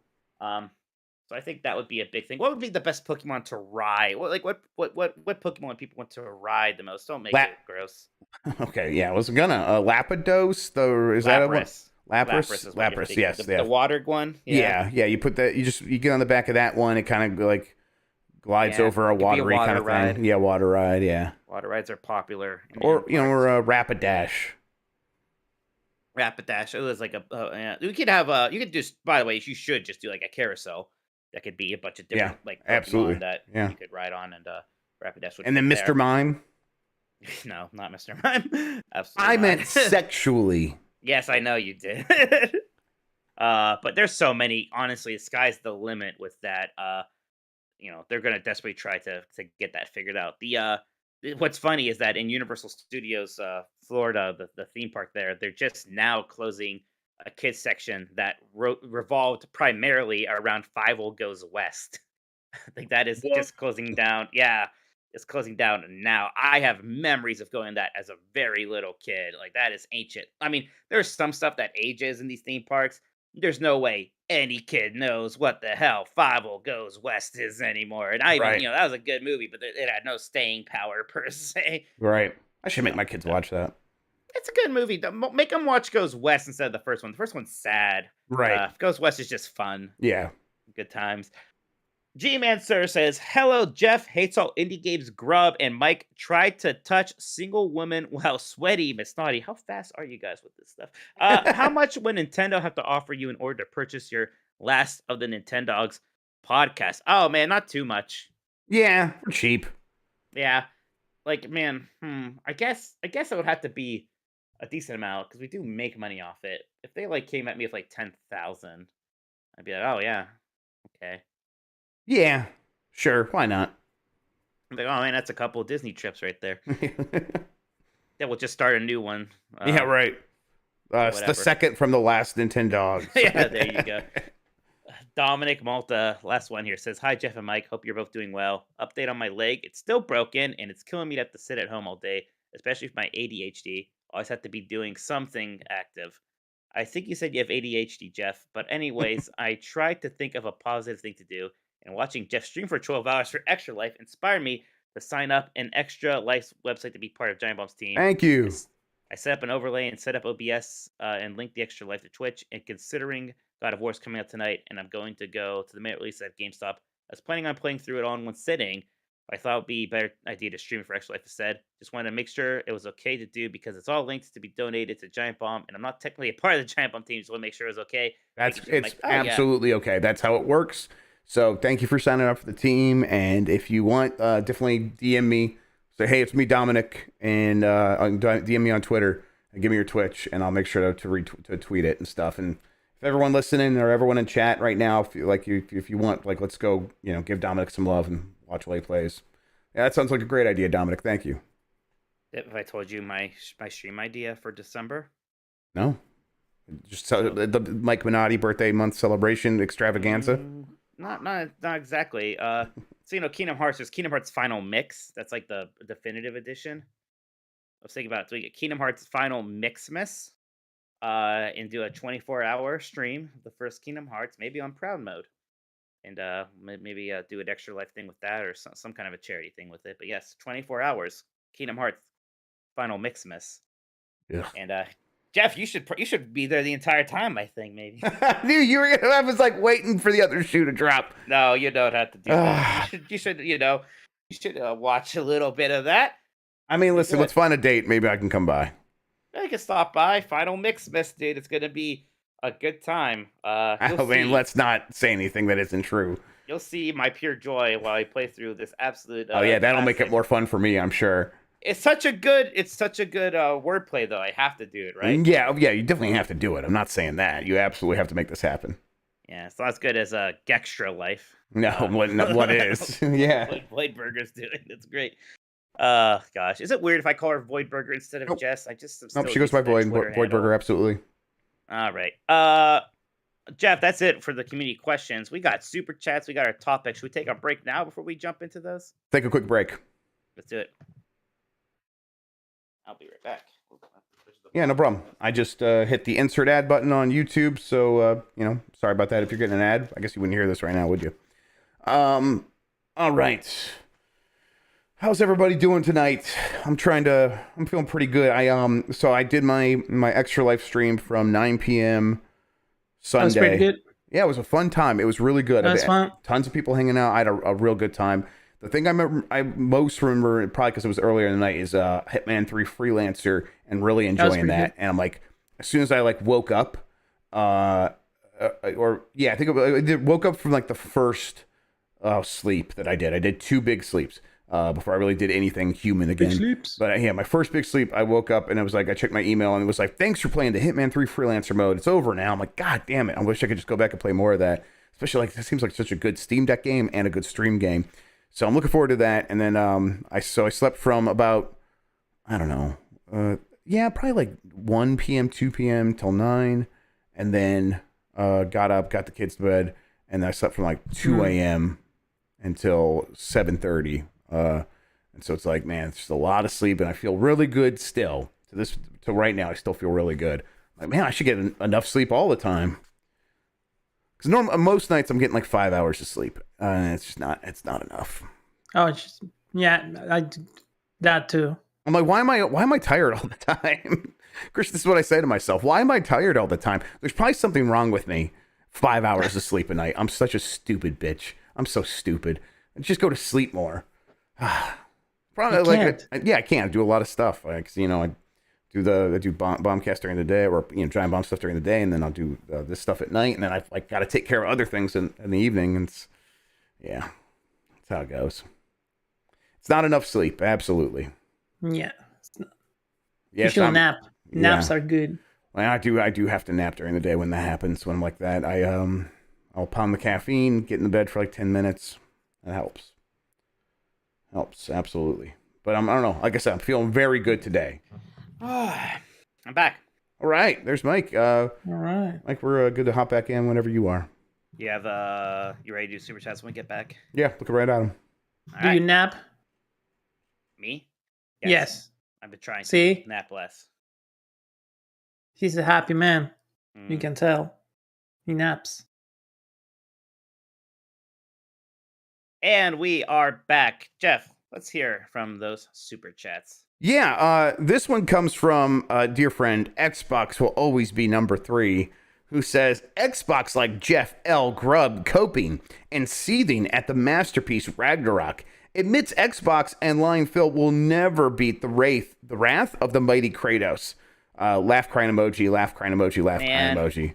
This is I got excited. This is actually a parody, isn't it? This isn't even him. I know. I'm like, I think Xbox will always be number 3. I think I remember him using this, but it does read like a parody of him, right? It does like that. Come on. You know why? That's- Do you know why? Okay, I want to know if you know why. But why do you think it reads like a parody? Well, for one thing, he usually does $1.99. This is a $5 one. Okay. That's one thing. That's a small clue. I don't know. The sentences seem too complete. Yes. And he talks about actually enjoying. He talks about a game. He talks about a game, right? He actually talks about a video game that is like fun, that he likes, and he never does that. So I agree. This is probably a parody. I don't think it's him. He didn't mark it as a parody though. He might have to suspend him. Yeah. From Secret Blimp. Hi, Jeff Grubb, and Mike, Jeff Grubb Minotti. It's just like Mario, Yeah, Luigi, that's Mario. right, yes. Great. That's how they refer to him in the cartoons as well. Oh, really? Yeah, because they're like the Mario Brothers, and they're like, yeah, it's Luigi no, Mario. Yeah, it was You're weird. right. I think they did it. I think they did in the Super Mario Super Show. That is Yeah. in fact canon. I hope they bring that joke back. Yeah, Actually, my kids watch that all the time now. Good. That show, we gotta fucking do something about that show, though, because it is so much just like Italians are. I need 2 bowls of pasta right now to get through this conversation. Every 30 seconds, they're talking about how they need pasta and lasagna and pizza. I mean, that's just what. As an Italian, that tracks. Yeah, it's okay. Yeah, you're right. It's just realistic. Have I told you that I could really go for a bowl of pasta right now? Yeah, they start talking about how they're gonna eat and like they're getting a lot of food, and then Mario goes, and I need a double order of pasta to wash it all down. I'm like, Jesus Christ, Jeff. That was just a thing with like every 80s and 90s Yes. cartoon show where the characters all had some kind of food that they didn't just like best, but were addicted to. Yeah, extremely horny for. Right. Yes. I guess Turtles did that, huh? After Turtles with Pizza. It's like they all need I mean, and a lot of animes do that where it's like, and it's not maybe not with a specific food, although it is Naruto loves ramen, right? Naruto loves ramen, but like Goku just loves fucking eating food so goddamn much. Just all the food, Yeah. right? I think the only other one that worked for me was Sonic with the chili dogs for some reason. Like they still make those references. Like there aren't any Mario games now where it's like, oh, Mario just loves a spaghetti. But like in Sonic, they still make references to him loving chili dogs. That's still a thing. Anyway, from Secret Blimp.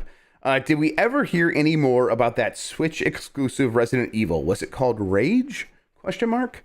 We never heard more about it.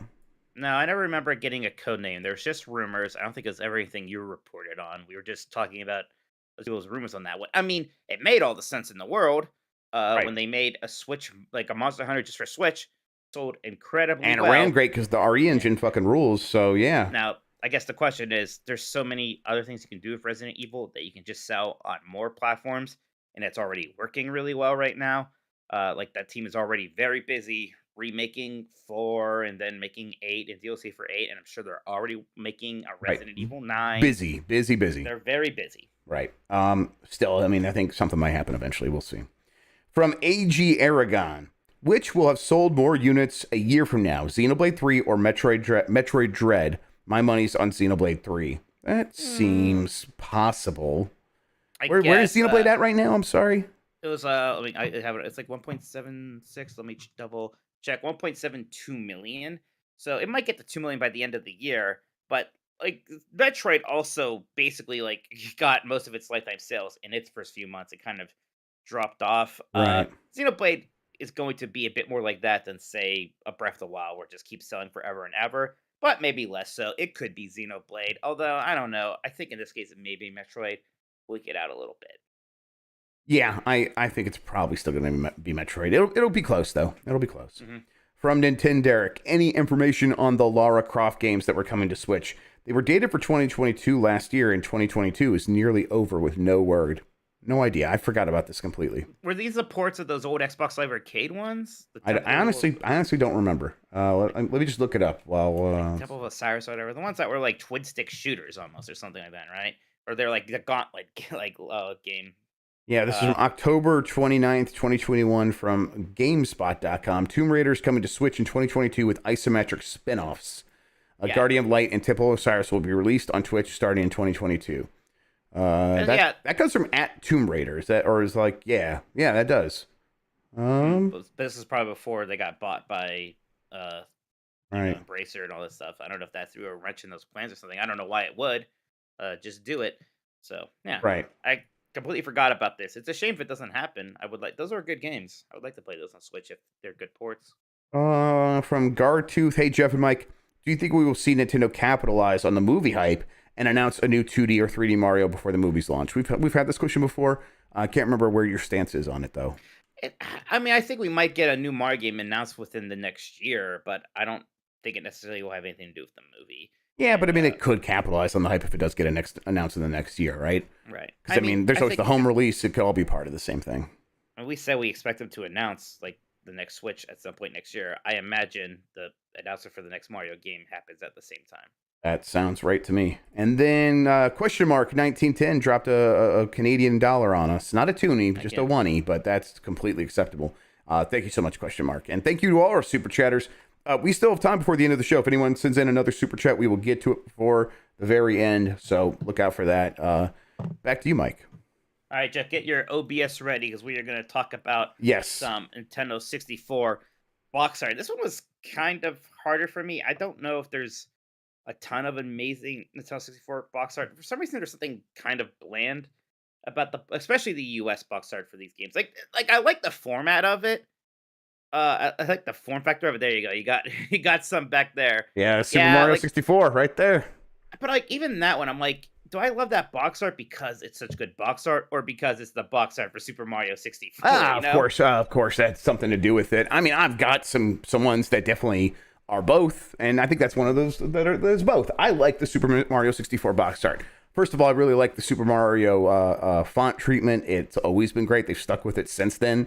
I guess it's pretty similar to what they did with the Super Mario World, but it's like, I don't know, it's just like it pops out even more. Yeah. And I like the CGI castle in the background, and it's a Goomba there, right? And I like the way this Mario looks. I'm into it, and I always like the and obviously this is a lot of the games, but the only for N64 sort of strip away thing. It's just I don't know, it looks good. That K through A, even that ESRB thing. It's all just very nostalgic for me. I like that game a lot. I like that box art a lot. Yeah. I do like the Star Wars Rogue Squadron one, which I like that Rogue Squadron logo a lot. It looks like it's like made out of metal, like it came out of some factory. It's a bit more interesting than just like, oh, we're making like another Star Wars poster, which like Shadows of the Empire kind of does, and it looks okay. But the Rogue Squadron one stands out to me as being kind of attractive, and I like how it like ship focused it is. Right, there aren't characters on it; it's just ships. And that's what the game's about, so that does a good job there. I obviously have some others and ones that I probably would even mention before Super Mario 64, but let's let the audience say some stuff, and then I'll come back at the end if I need to. Yeah, usually they'll cover our bases here. Hoping one of them actually said Rogue Squadron, so we don't have to pull up the picture ourselves. But yes, I mean, I can do that if needed. Veggie Class Key says the Japanese box art for Majora's Mask gives me life. Man, that is pretty sick. Actually, I didn't realize that it looked that good in Japan. Yeah, it looks really great. like for the box art for those games here for Ocarina of Time in this was basically just the logos and it looked cool, but that is very striking. I love that gradient like on background stuff there. That's good. The next one from Screaming Man, it says, "Apologies to all the Madden 64 box art." Whoa, it's a real answer this time. Yeah. But the real What, are you best implying his N64 previous Madden answers weren't real? the real best N64 box art is F-Zero X's Fuck, Japanese that's cool. box art. You see the machines racing, much like the American box art, but what's different is a lightning storm with parts of the cast behind the storm. There's a grumpy Samurai Goro, Mr. Iad, and of course in the center, Captain Falcon, gritting his teeth as he races at 1,000 kilometers per hour with lightning strike out of his eyes. Why? Wait, is all of the Japanese box art just better? Like, geez, look at It that. might be, but this is incredible. Yeah, there's Pico there. Oh, that rules. Like, I would love to have that poster. Holy shit. John just says yes, it's all better. And Superhuman says Shadows of the Empire. It might seem I standard love now, this art. but this was a pretty well thing It's at the time. pretty like just pasting some JPEG or pasting some PNGs into Photoshop. I love it. I don't care. It I is love like it is very early Photoshop stuff. Yep. It's pretty well thing at the time that this is basically a new Star Wars movie poster with some new non-original trilogy characters. Also, I had that image of Prick's Zizor on Yeah, a t-shirt. yeah, Prince Shizor, I think. Yeah. Shizor, that's it. Yeah, it wore it a lot on Family Holiday Europe. Something my mother is all too willing to remind me of saying the face-made photos of me standing in front of historical landmarks, super creepy. God, I would like to play this game, Jeff. God, please put this on NSO. Please remake this game. Yeah, Do a full-on AAA remake of this game. that would be true. 'Cause, like I want an NSO and I kind of want it, warts and all. But like, Oh actually, yeah, that too. Absolutely. if you're like, this would be a good game to remake and That actually kinda make better absolutely now. would. They would Like crush it has some it's a very early N64 game. It's a very early 3D game. There's a lot of jank there. There's a lot of really impressive elements to it too, but there's some jank there. And I'm really interested in trying out the jank myself, but you know what, and if we could get GoldenEye on there, I bet it's going to be much easier for them to deal with Disney right now, who are pretty happy to kind of make deals about video games. Come on, get Shadows of the Empire and get Rogue Squadron on there. Yep, definitely. Pennywise says Super Smash Brothers. First of all, which asshat in Nintendo decided it was a good idea to box Nintendo 64 cartridges in cheap cardboard that dissolves into nothing after 2 years? Because of this, I actually recently ended up buying a bunch of custom plastic N64 cases with the original artwork. The N64 is still my favorite console of all time. Yes, I'm one of those heathens that prefers Nintendo 64 over GameCube. You can proceed to boo this man. Boo! Yay! I don't know. I'm fine either way. Yeah, I'll kill you. Anyways, I actually really love the original Smash Brothers box art.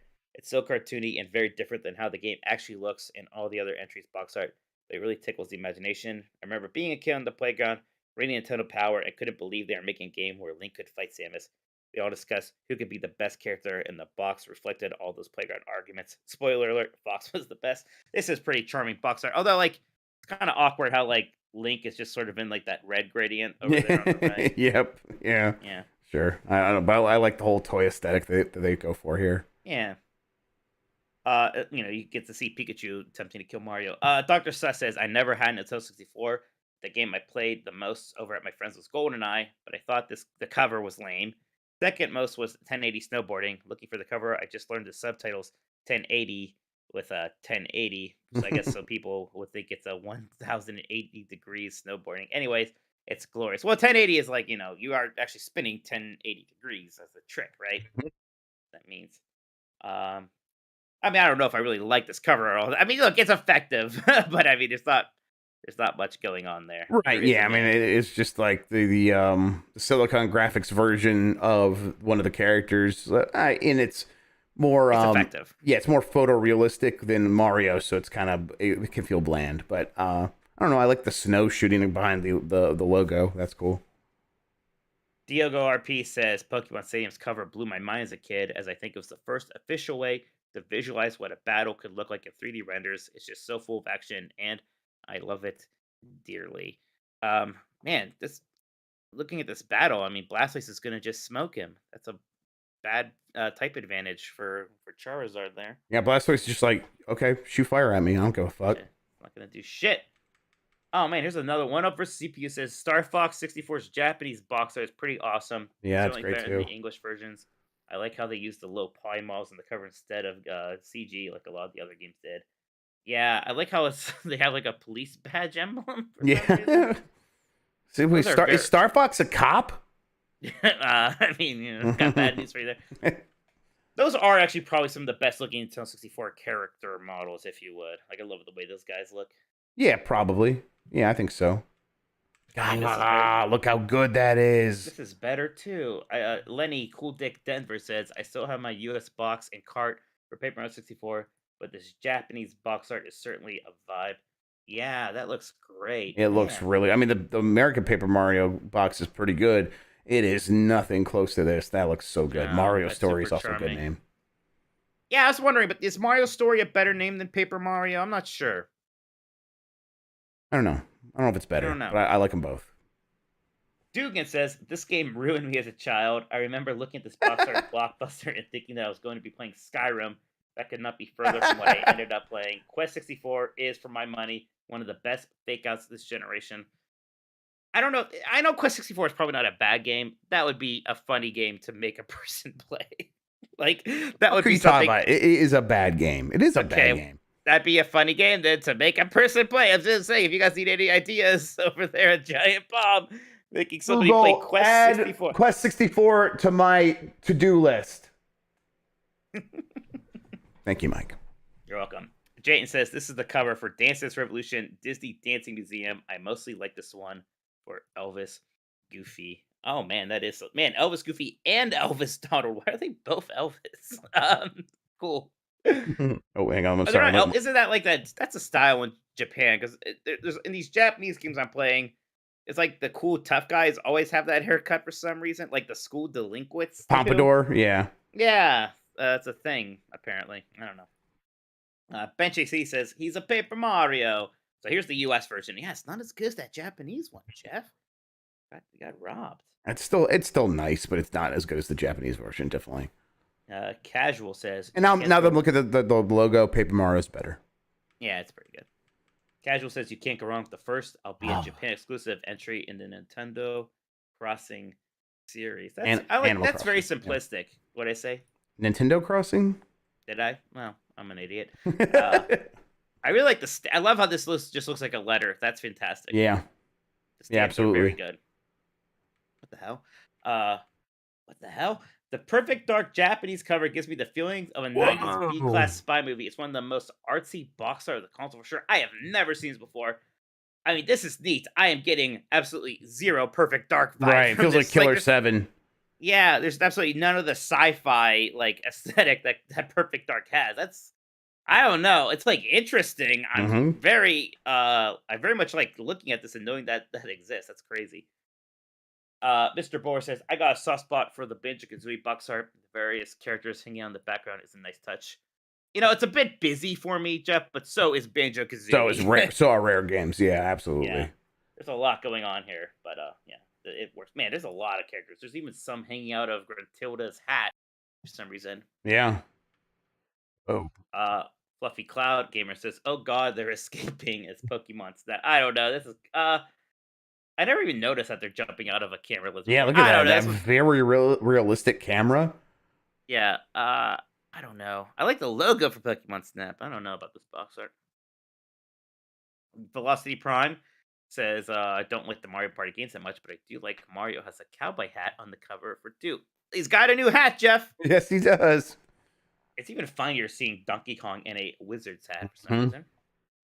I do like that one, actually. Hosp says, had to reach out to my N64 loving friend. He suggests the UK version of Majora's Mask. Like that, it's minimal, but highly detailed when closely looked at. Yeah, there's some stuff going on in the background here. I still think that Japanese one smokes this, though. Absolutely, yeah.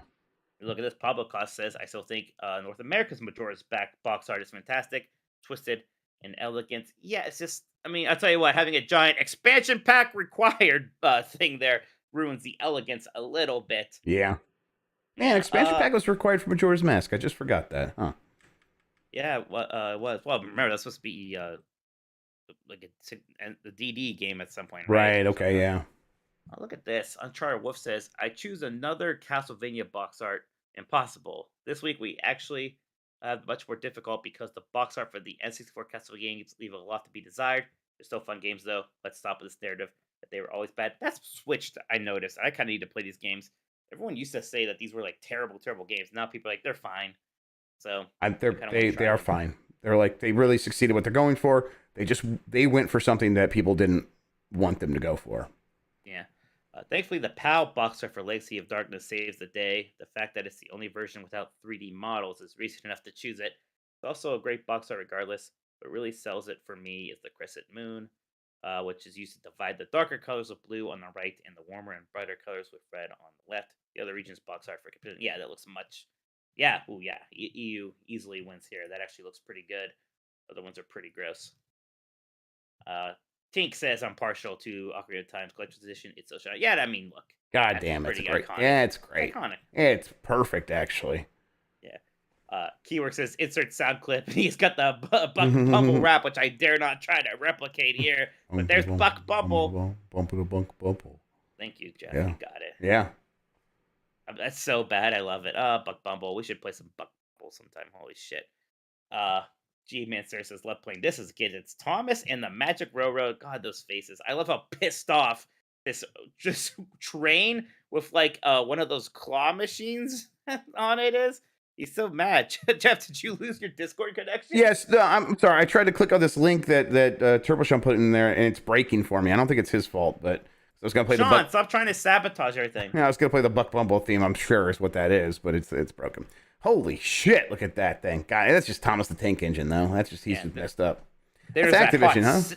There's that hot, sexy train on the left, looking real good. Sorry, hang on. Let me can I copy this? Copy image, and I got a tweet. Let's go to twitter.com and just go ahead and tweet that. Now Microsoft will own this. I was really worried you're going to talk about my attraction to the lady train. So, listen, I get it, man. I get it. You got to talk about running a train on you. Have something run a train on you. Yeah, absolutely. Now, yes, she's the train. Yeah.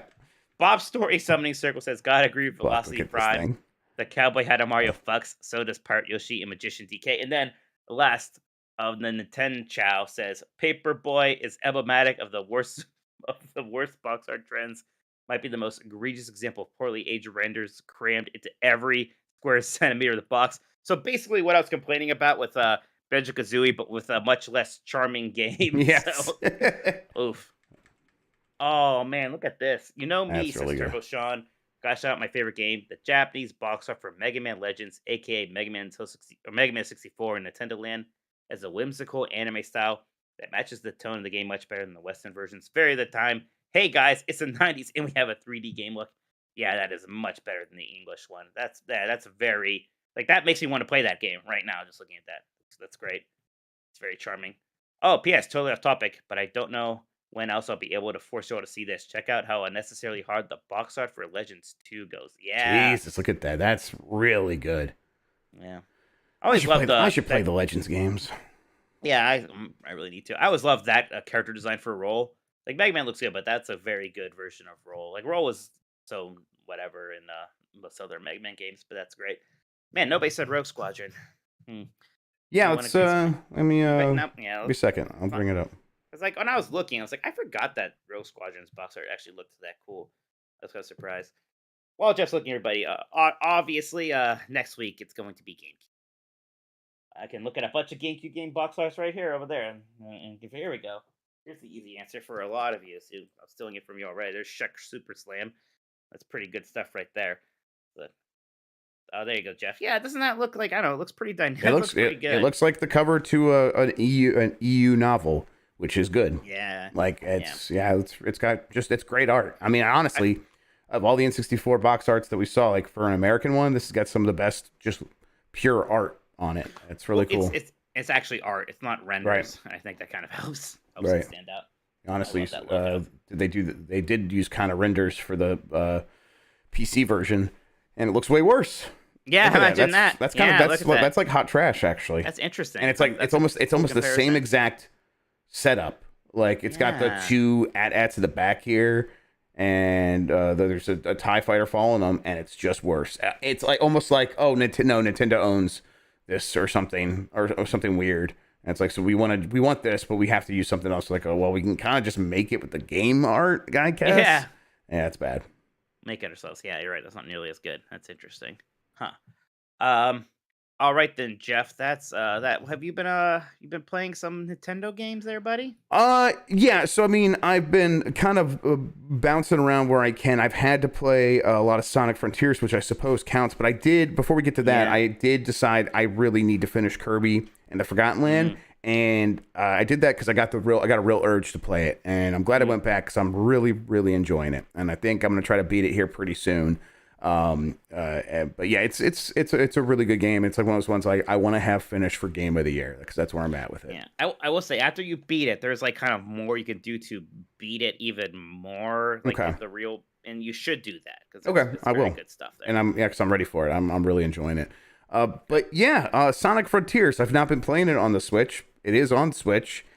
I mean, I don't know. I've seen only a couple people say that they played it on Switch and said it was rough. Is that the consensus that it's pretty bad on Switch? I'd imagine. I haven't seen a whole lot of it myself yet, Jeff. I mean, I think we all assumed it was almost weird that they even tried getting it on Switch, but of course they were going to. Sean's played it on Switch. Sean, tell us how that runs in like 5 words or less. I mean, there is something about that game that I can imagine is somewhat scalable. What the hell? Sorry, I didn't know that would come through. Did you hear that? You heard that. They didn't hear that. I didn't hear that. Okay, you scared me. Okay. Yeah, but well, I mean, we can just talk about the game aside from however it may run on Switch because I reviewed it and you played some of it, and I mean, I like it. I like it quite a bit. Actually. It is a good game with some for me anyhow some like pretty poorly designed elements. But you said in chat during the Bombcast today, I think that it has more good than bad, and I think I agree with that. Yeah, I mean, what I like the most about it is just it actually does like really work with that open world format. I think the open world format inherently solves a lot of the problems I had with how like the last like several 3D Sonic games have worked. It's just that you're going so fast on these corridors, kind of like what you're showing here, like these levels, and there are still some of these in these games. Like if going so fast down these levels is kind of weird because you only have so much left and right control. Right, they're like it's like narrow corridors, and if you do try to make left or right adjustments, you sometimes, if it lets you, sometimes like you're just supposed to be going down the funnel, but if it lets you, like you can overcorrect pretty easily, and it's frustrating to me. Mm-hmm. So yeah, in these big open areas, that's not so much of a problem, and they did such a good job of really populating these areas, making them feel dense, so much so that it's not a map game, right? Thank God for that. No. It is definitely taking inspiration from Breath of the Wild, in that you really are just mostly running around, stumbling upon things, and constantly finding progression as you do that.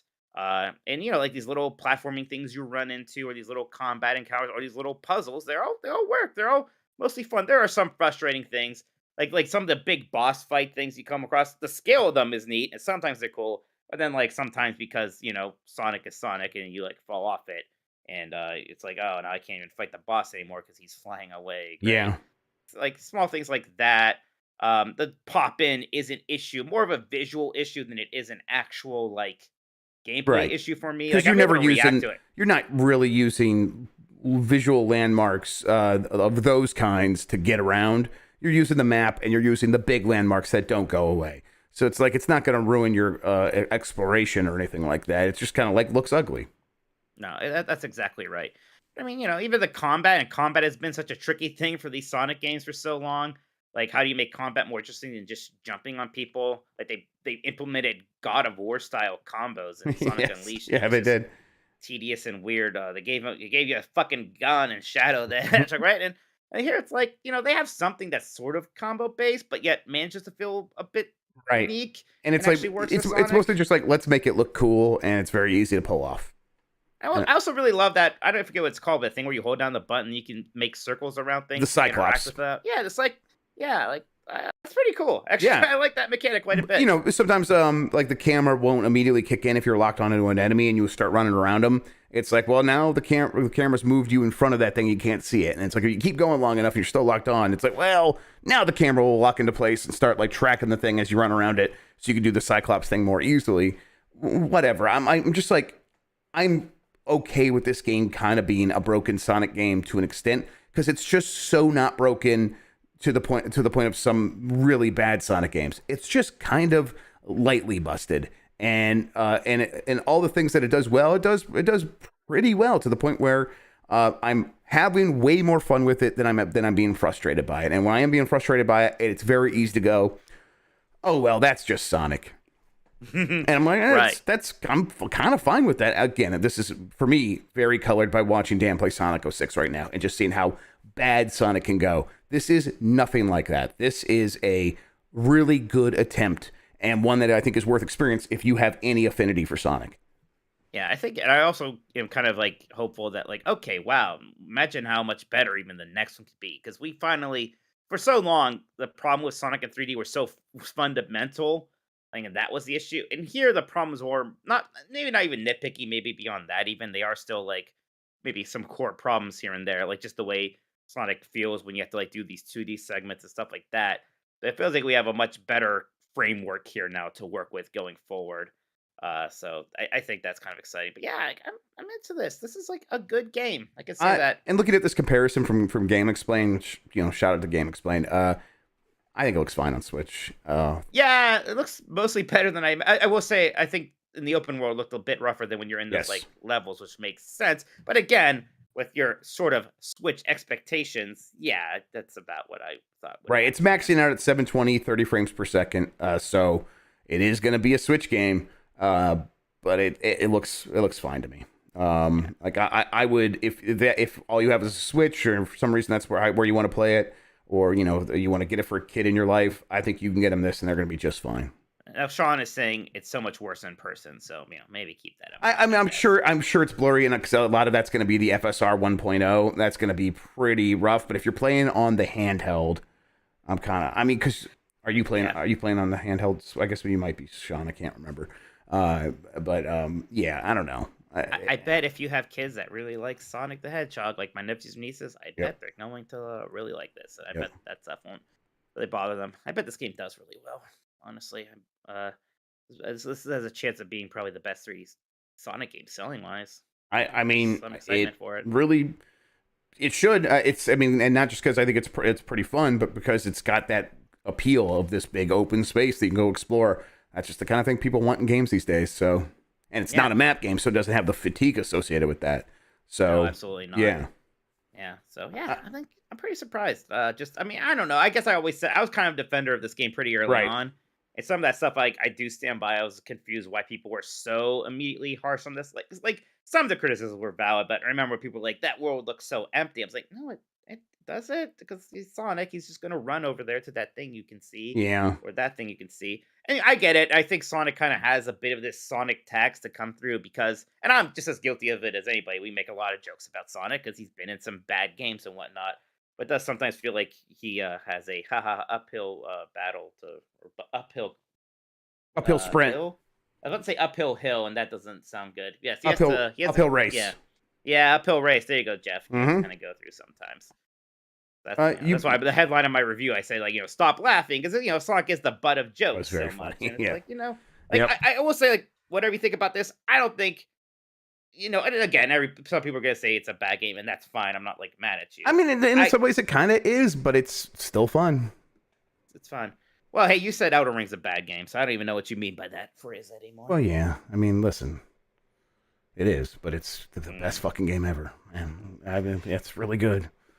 So yeah, I'm pleased with Sonic Frontiers, and I'm kind of interested to see what other people are saying about it. Honestly, like it's like a lot of people seem pretty up on it. Even like I guess especially people who seem to have any kind of affinity for Sonic, like me, they're definitely gonna be more happy. Like obviously, if it's never been your thing, you are going to range from pleasantly kind of surprised, like you, to be like, nah, this is still shit. Yes, and I've seen all of those reactions. You're gonna get all kinds for this one, and that's kind of fun.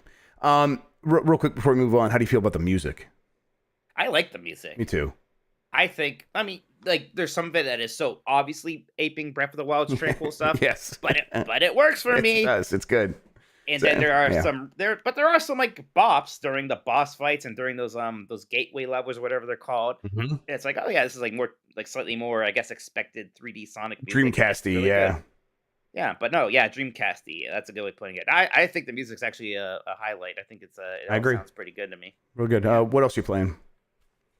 I said I mentioned this, but like, especially on my vacation when I was like just needed something to play in bed for a little bit while watching a huge attempt to do a podcast without me. I was playing some Castlevania 3 Dracula's Curse, actually. That channel I like, You Can Beat Video Games, I talk about a bit. They did their latest video on that. I was like, it's been a while since I played through that one. And I like Castlevania 3, but it is very much a just game, Jeff, Juss, just you save states. Because Yeah, juicy. All right, yeah. yeah, even for Castlevania games, it's one of the harder ones. So, like, and each time I like clear a screen, and I'm pretty happy with how much life I still have, I will use that. Oh my god, I had such a scare with save states today, Mike. I was implementing retro achievements into a RetroArch. So I'm like, oh, I can do that because I know Bubsy 3D has that, and I'm like, let me just make sure everything's up and running with that. Oh my god! And I loaded it up, and it went right to the beginning, and I'm like, okay, well that's weird because the save game should load, and I should have all my stuff there, but it didn't load. Whatever, that's weird. That's why I did a save state, and I tried to load the save state, and nothing happened. And I was like, there's no way I'm playing through all those levels again. Fuck this shit. Yes. And I remembered I like switched where the games get saved, so they save in my cloud. So I'll just have them no matter what device I'm on. I'm like, okay, I'll just use that from now on, no matter where I'm at, what device I'm on. But I'm like, but I set that before doing the save state. So why isn't it loading? So I went into Everything, which is a file search program for Windows that will literally just look on everything in your computer. So I just typed in Bubsy 3D, dot state 1 or dot state 0, and it popped up, and it was in the old save folder for some reason. And I got it, and I dragged it into the new one, and then it loaded up just fine. So it's like, oh god, thank God. I owned Bubsy 3D. Like, we played that game, like trying to get fun out of it. Even then, we knew it was bad. You know what that 2-player mode is? Like, the second player is like playing like a camera or something, and they try to shoot Bubsy. It's bizarre. Oh my god. Oh Jesus. Weird. Whatever you think it is, it's not that. It's bizarre. That is a game. Yeah. When are you playing more of that? Thursday? Yes, I am playing more. Right. And I was like, I came down here to get set up, and I saw Dan was streaming, and I sat down, and he started saying, hey, is Jeff here? Because I got an idea for Thursday. And I'm like, I'm here, don't say it. And then, so he's got some evil plan for the goddamn Bubsy stream. Motherfucker. Like I need more on top of just playing Bubsy. Get his ass, Dan. Yeah. Do it. Well, that's why I need some bad games. I've like started making a list. I can't remember any right now, but there's like trying to think of some real bad games. The problem is like the one real bad game I remember Dan Shu gave like a 1.5 in EGM to like Children of the Sun or Village of the Sun or something like that. Dan's played that and likes it. I'm like, God damn it. What about, didn't Flintstones Bowling get like a 0 from EGM? Yeah, but I don't know how substantial. Right. Doesn't feel right. Exactly. So like same problem with like the awful Mortal Kombat port for Game Boy Advance. Like, yes, right. Flintstones Bowling feels like one like, oh, Blake Cub in person. Like when we all get together, we'll do a Blake Cub event or something. We all have to compete in Flintstones Bowling, and whoever loses like has to do the next game or something like that. So that's fun. Yeah. Blake Cub's been Tale of the Sun. Thank you, Cascoder. That's exactly right. Sick that I'm like, this looks fun. I wish I could play one. I'd be the same way. This is a lot of fun. It's one of my favorite things we've done so far. So you would probably make me play fucking Ball in Wonderworld. Yeah, absolutely. That is absolutely going to happen to one to them eventually. So good. Yes, one of them. It's going to happen to one of them. Not yeah. me. Good. Well, I mean, I'll find a reason for you to play it. I mean, listen, if I get any bit of Mixmas in my life, listen, you gotta get things are coming your way. Gotta get to the Mixmas spirit, Jeff. It's gonna be a holiday extravaganza. And that does sound like a good time. I'll come by for that. But yeah, that's it for me. Anything else from you? No, that was a fun episode. Absolutely. Thank you so much for watching, everybody, and for sending the super chats in. Jeff and I will be back on Thursday for Game Mess Decides. I have a colonoscopy earlier that day. I should be good by Thursday night. You're not. So We'll figure it out. it'll be fine. My colonoscopy's like at 7:45 a.m. Okay. I'll take a nappy nap and I'll be good to go. I might be a little loopy though, but that's okay. You're the pilot of that show. I'll That's just right. be there. I'll be along for the ride. Who's on Game Mess mornings tomorrow? Lucy James Video Games. Hey, how about that? She had a Bombcast appearance today. She crushed on the Busy. Bombcast. She was great. Oh, So I'm good looking stuff. forward to having her on tomorrow. Yeah, it's gonna be good times. All right. Well then, I guess I have to say more things until the show ends. No, you can just say, hey, Jeff, like, where can people find you? Yeah, my twitch.tv/Jeff Grubb. Follow me there, and we're planning to stream some more games this week. Bye, everybody. All right. Oh, shit, that's what to say.